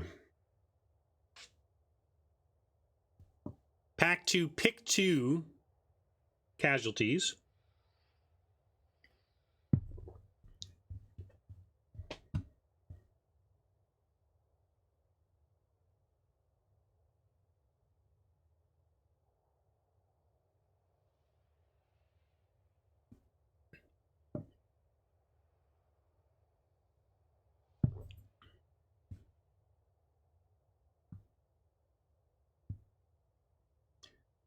Having to scour the rolls for someone worthy of battling me.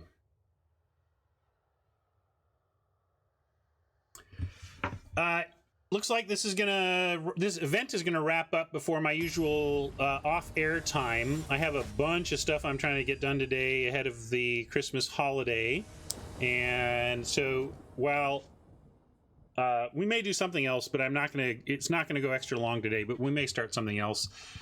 This isn't particularly keepable.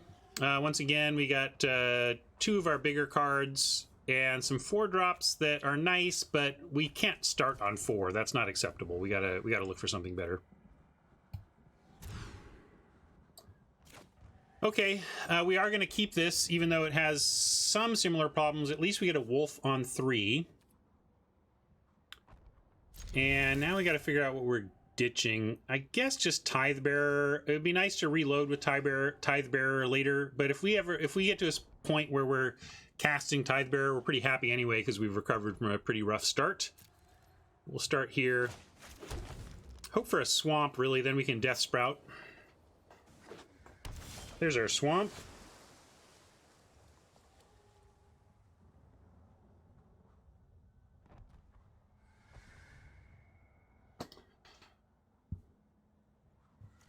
All right, nothing on 2, but we do have a 3, and now we are any land away from a very good 4 that ramps us to 5, if not 6. If Fool Auto asks, do you think the new mulligan works better? Seems like it does. Oh, in limited, it is 1,000% better. I did a scientific study in which I determined that 1,000% was the amount of improvement we experienced.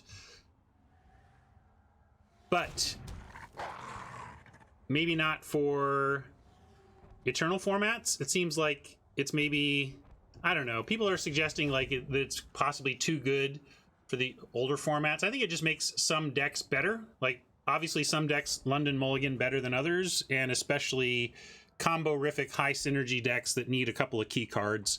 So there's some concern that when you're talking about the consistency of a combo, that it's actually a worse mulligan solution because it encourages that kind of combo deck building more than other kinds. But yeah, for limited, knock out of the park home run improvement.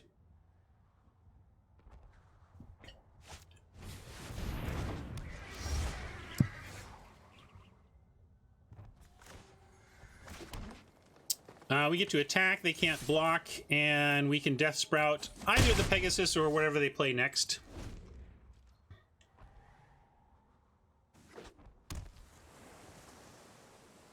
Look, I know I don't change my lands around, but people who change one basic land to an unhinged Avon, but the other one not, are just monsters. That's a monster thing to do with your basic land right there.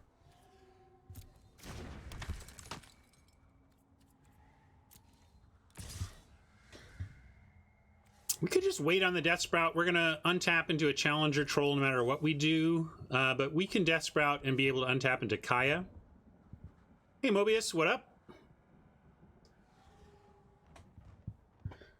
What do you think, Mobius? Are we Death Sprouting here to get our 6 on, or do we just take this and wait for something better for this Death Sprout? I mean, they got 5 cards. But Pegasus is just too good. It's such an aggro card. I like Eldraine just fine. I'm actually not suffering that much fatigue, but I just run it by chat every day and they tell me what to draft. Let's kill it.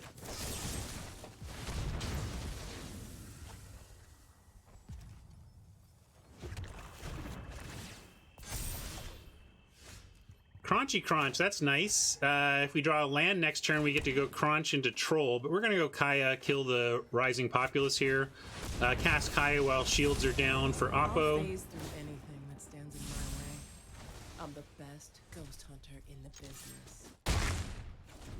Now they have a real trouble, like, we have the option to kill any creature they play unless they take care of Kaya first.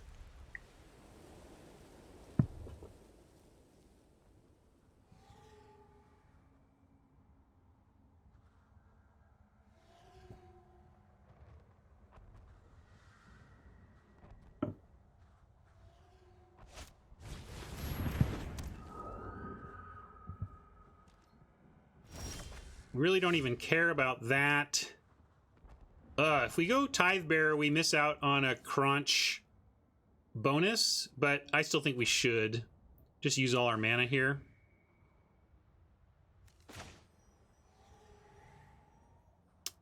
They've got no escape mana up, and they didn't cast. Maybe we just play Crunchy Crunch, given potential no escape.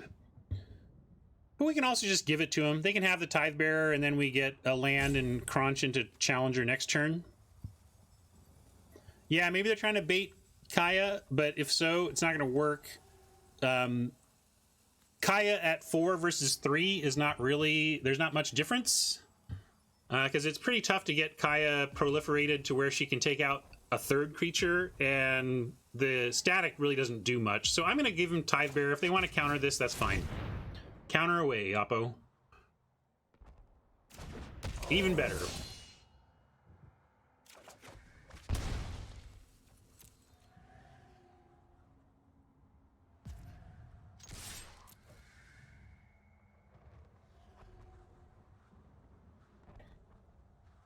Deal 4. Sack an attacker. Sack an attacker. All right, you got it.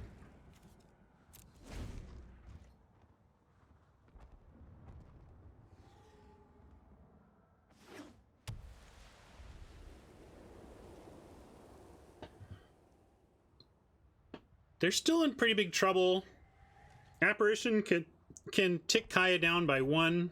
And I suppose if they play no creature after this, then we're compelled to Kaya the Apparition. Lucky hit. But if that's the result, that basically we have forced them to play their... See, because, like, this doesn't seem ideal, right? Because, oh man, they forced us to use Kaya on the Apparition, but I think they have creatures they haven't bothered playing because of Kaya, and now we still get to do Wrangler into Challenger. So let's see, let's start there. There is a big pause, but they decided that one is okay. Let's see what they think about this Challenger Troll. It smells like a counter, but maybe... Oh, it could be that bad... Could be bad Quench. I could play Duskmantle Operative to avoid bad Quench. Is it worth avoiding bad Quench? I don't feel like I shouldn't be playing around cards like that in the 6-1 bracket, though. I'm just wondering what that pause was. All right, I'm going to go for it, because I don't expect a 6-1 bracket player to be running bad Quench, but man, it would be sad if we get countered with that.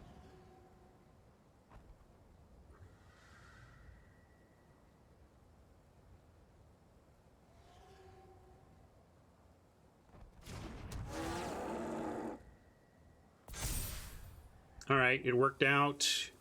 I'll wait for Kaya till after combat in case they come up with some kind of flash blocker that we want to kill instead. I don't even know what that would be, but no sense to do that now. And yeah, now we might as well take out the Apparition. And again, I feel like they've been holding something better and using this as bait, but it's still been great for us. They're at 10 life facing 13 power. And really, that's whatever. If they want to attack us with an Apparition in this board state, we don't care. That we care about. Hey, we have one of those. I guess that could have been a sign of what's going on at a 6-1 bracket. No, not Callous Dismissal. Crushed Descent. Yes, Crushed Descent is what we're talking about. Yeah, that sucked. That was, hey, we're running away with this game, to, hey, this game is stable. Until, hey, we're behind. Bloom Hulk, not bad, but we're still behind.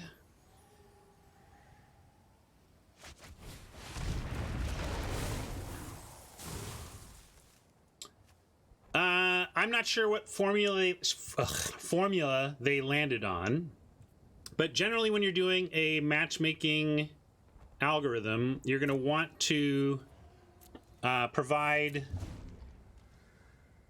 a single formula to produce one matchmaking number to match people on. So what you don't want to do is go, okay, step 1, put everybody who is 6 and 1 in this 6 and 1 bucket. Step 2, look for things that they where their record match. You really want one formula to kind of create a hybrid of record and rank. And I'm not sure how much they're weighting in either direction here. Now a counterspell? What do they got at instant speed up there that they keep holding? Yeah, it's something at instant that they keep not using. Leyline Prowler can attack here, so it's a really good card for us if it lives.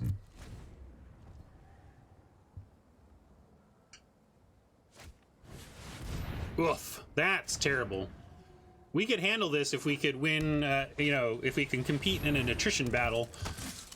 But that stops us from competing in an attrition battle, and it stops us from forcing Leyline Prowler to be into the Bulwark Giant. So now we have to just sit here and wait.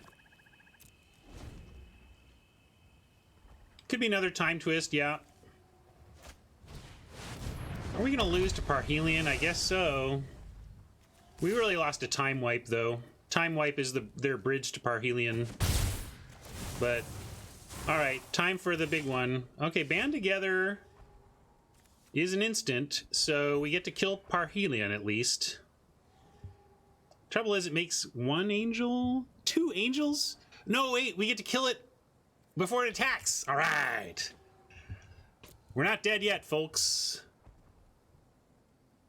Your friend here is only mostly dead.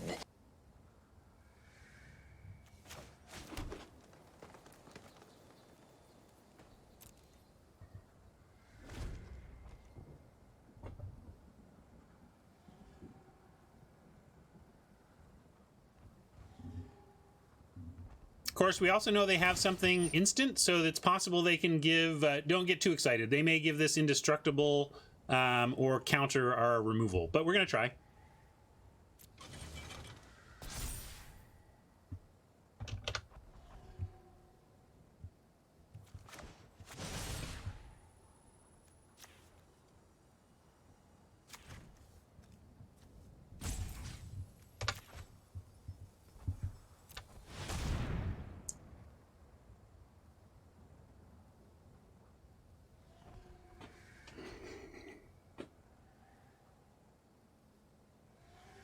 Come on!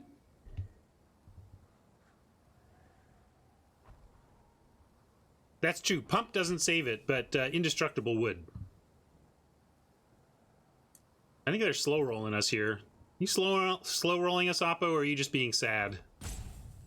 Either Oppo's being sad or slow rolling. We'll see which. All right, it was the kind of trick that doesn't stop it.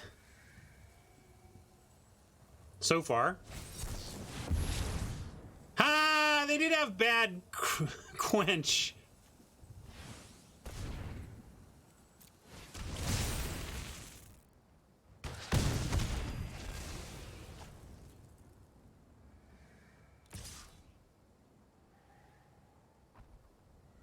Come on, deck. Come on. Let's have a miracle comeback here. Come on, deck. Come on. That's not good. Yet. I think we put that on our life linker. Let's see. We can't do anything to get through the giant other than put a counter on the Prowler. Maybe the Prowler will get there so that it can really start attacking. Right now, it just does a 2-for-1 for these two, which is not good enough.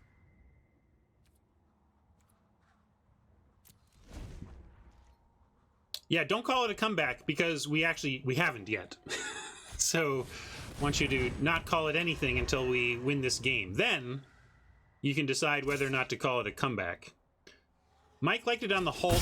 I liked it on the Prowler because if we proliferate, it can attack through a lot of stuff. I guess the Hulk could too, but it gives us more lifelink. I don't know. No real reason to play that. Kind of just losing steadily through the air right now. But if they come at us with like the 4/4 through the Trusted Pegasus, we can at least send in the Prowler. We got a lot of problems, Mike. We got a lot of problems. Flying armies are one of them.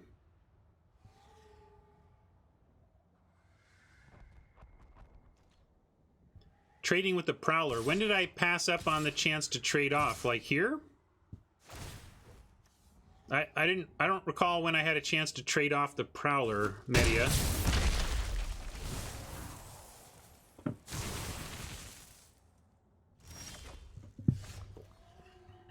Well, I think we're dead. We just have to figure out to attack. All right.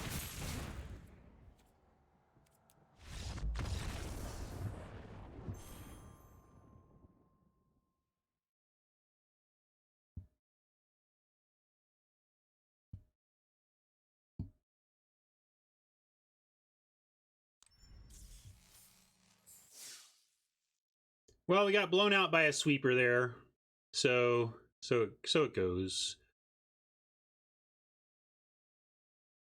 Maybe you can start playing around things like sweepers when you're in the 6-1, 6-2, 6-0 type 5-0 brackets, but I generally don't play around rares. You just go for it. So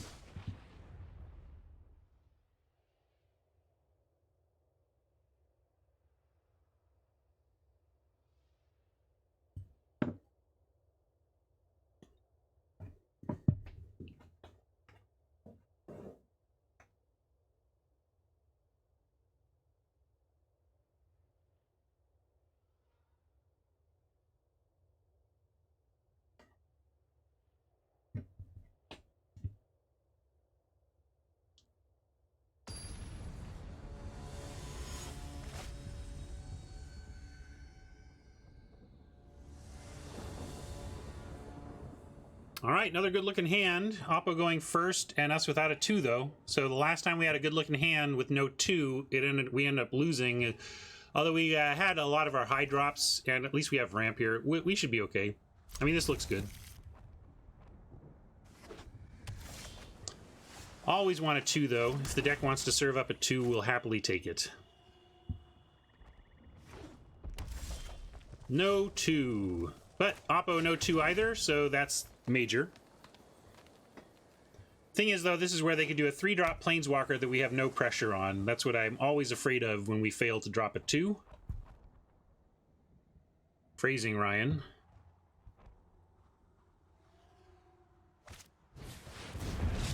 Alright. Could be, obviously, a lot worse as far as turn 3 plays go. And we're going to go Prowler here over Toll. We have some time to Toll for some good stuff. So we'll go for a Prowler. Don't have any of our 5s, which is the nicest thing about a 3-drop ramp, to be able to 5 on 4. Can't attack alone.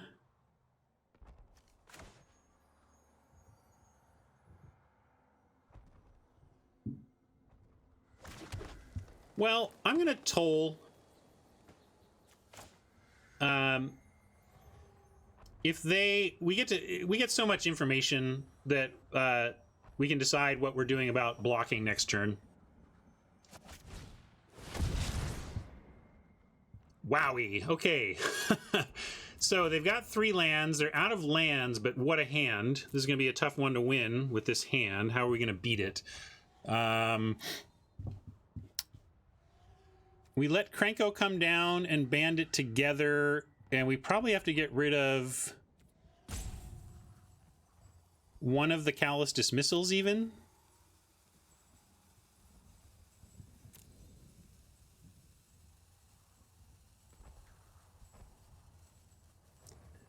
Well, okay, let's see. If we don't take out Krenko, what's our plan for Krenko? I guess we have to, simply because we don't have... If they dismiss... We have to take Krenko because if they dismiss our Prowler next turn, we can't kill Krenko. Mike wanted to take the Heartfire, and I get it, but do you see where I came from there? Mike, like, yeah, it kills Prowler, but that's the thing. That's the fact that there was nothing we could do to keep the Prowler on board meant that I had to get rid of Krenko.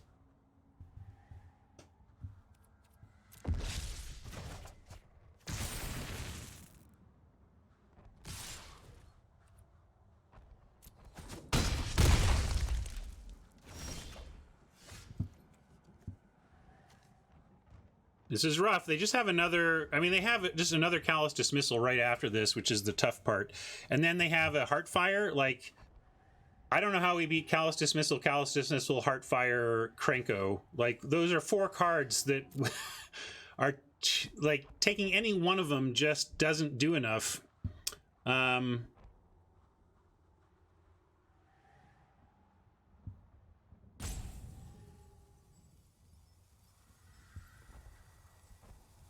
I guess we're obviously playing another land. And we could... I guess we Bloom Hulk, and then next turn we can Leyline... Yeah, let's do this. We get to Bloom Hulk, we make an army the 2/2, and now, if they want to use their Callous Dismissal to clear the way, they have to give us another Bloom Hulk trigger. Or use Callous Dismissal on an army token. Either one, not bad for us, so I like that play. And then next turn we have Forest, Leyline Prowler, band together using the Death Touch to kill literally anything. So maybe we can stabilize here, especially if they tap out. We don't want to try to do any band together Leyline Prowler tricks into open Heartfire mana, so we got to keep that in mind as well. A lot of texts today. Family all trying to plan stuff. Okay, interesting.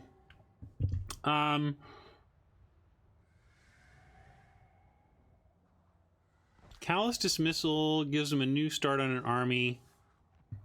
But I think we have to trade the Crunch. Or we could go Bloom Hulk. We could kill the army and kill the Crunch. We can drop a Giant, and that also is something that they might not want to dismiss. Just trying to decide double block army or single block Crunch. I guess double block, they both need to die, and this is more damage, so I might as well block here. You say snap block right. I think we stop the greater damage.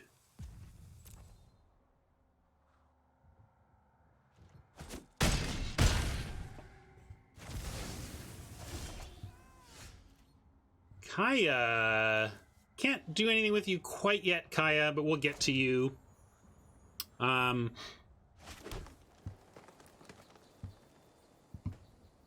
Let's do...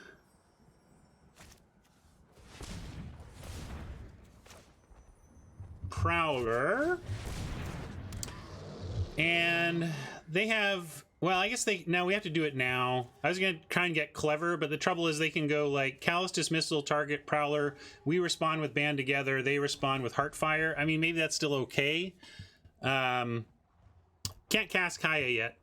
Can't cast Kaya yet. I'm going to Band Together now on the Crunch, though.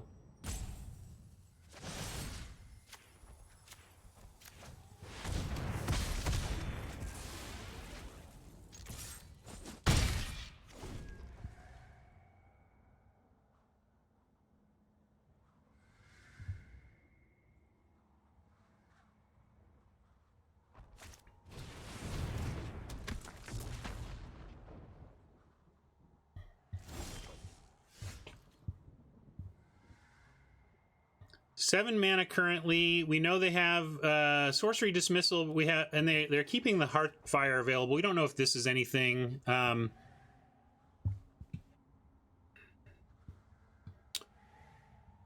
but we wanted to kill it eventually, right? I don't know. I was just doing board control. Maybe that was not the right sequence, Mike, but I'm okay with where we ended up. We can also go Tithe Bearer. If we find land, we get a laptop. And if not, we get a tax. Let's start here.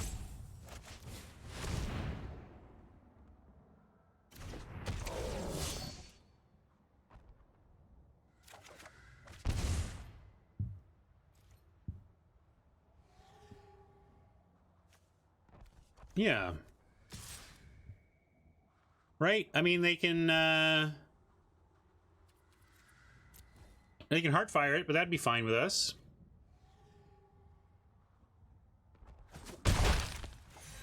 I'm just happy we're kind of stable against that insane hand we saw on the turn 4 Toll. Oppo's hand was redonkulous, and we're kind of getting to the point of stable, which is exciting.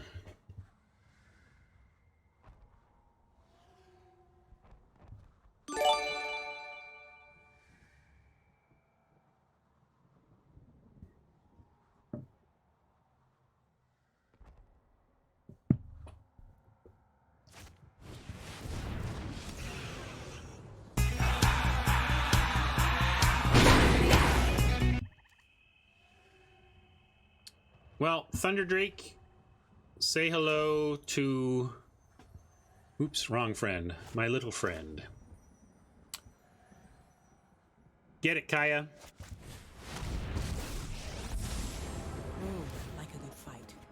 Notice I didn't say sometimes people rely a little too heavily on the spirits, if you know what I mean. And let's see. We can even send... Well, we'll just send in the Giant, and then we're going to laptop. Lots of blockers.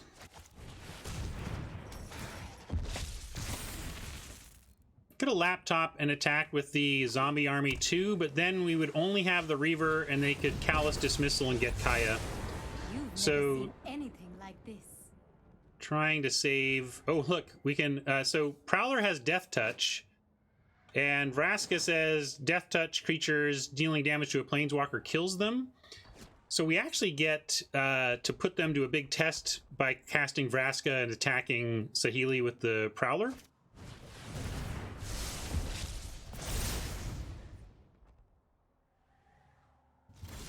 Yeah, maybe attack and then Kaya, I guess, but they probably wouldn't have blocked.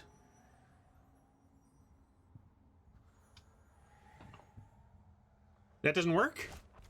I thought it said, oh, only the assassins kill. But, like, it does say, let me, okay, I'm going to read my cards, everybody, because apparently I misread.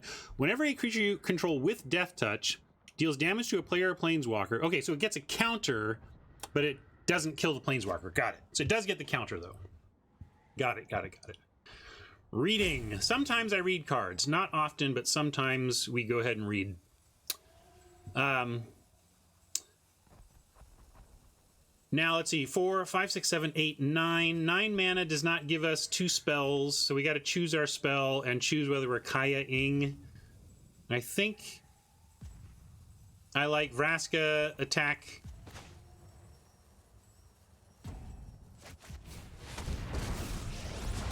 He won't kill the planeswalker. That's what we just read, right? We just figured that out. All right, down to 0 on hourglasses. I'm good at killing, but I don't always enjoy it. I'm gonna go ahead and Kaya the Visionary here. It's not super exciting, but it enables a lot of attacks here. And I kind of just like attacking them. Like, what if we do this? What are you going to do about it? We just keep attacking them.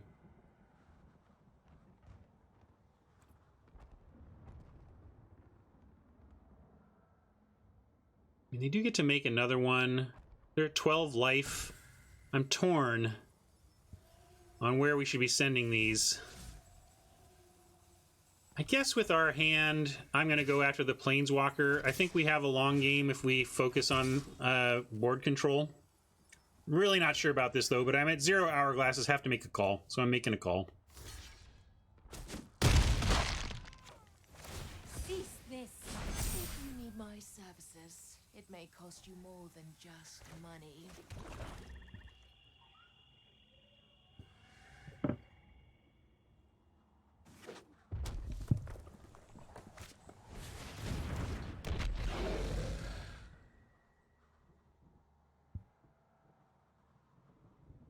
Well, they got some damage to throw around. It's a little confusing. Let's see. They've got 1 from that, 4 from that. So they have 5 damage that they can send anywhere they want, just between sacking a Rager with the Heartfire. With New Horizons, we can threaten to make the Tidebearer so big that it no longer does that trick. And, well, let's see. Arlen...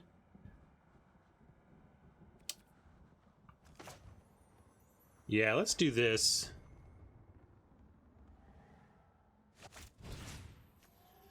I'm going to target, play the New Horizons.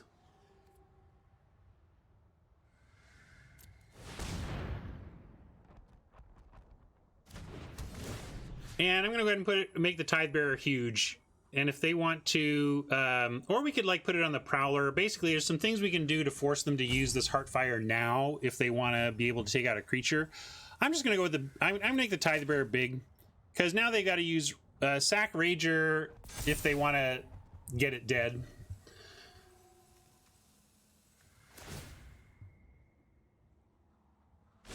I'm good at killing, but I don't always enjoy it. And we can do Arlen post combat.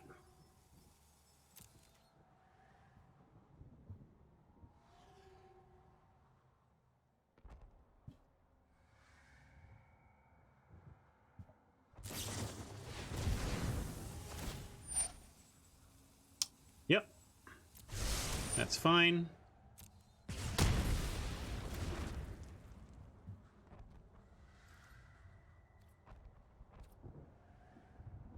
Mike is always like telling me what I did wrong 2 turns ago. It's pretty great. Rager can pump. What does that mean for us? It's going to be a 3 and then can deal a 4th. I guess we don't need to send in the Reaver, but we'll send in these 2.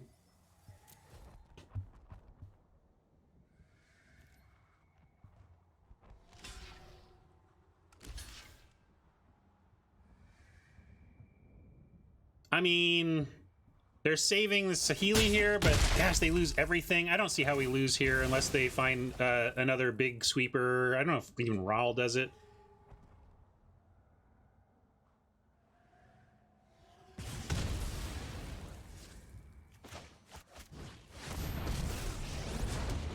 Let the nightly hunt commence. Be brave now, pup. All right, we did it. Man, we're on a roll. I'm in 7 winning like it's going out of style. I don't know.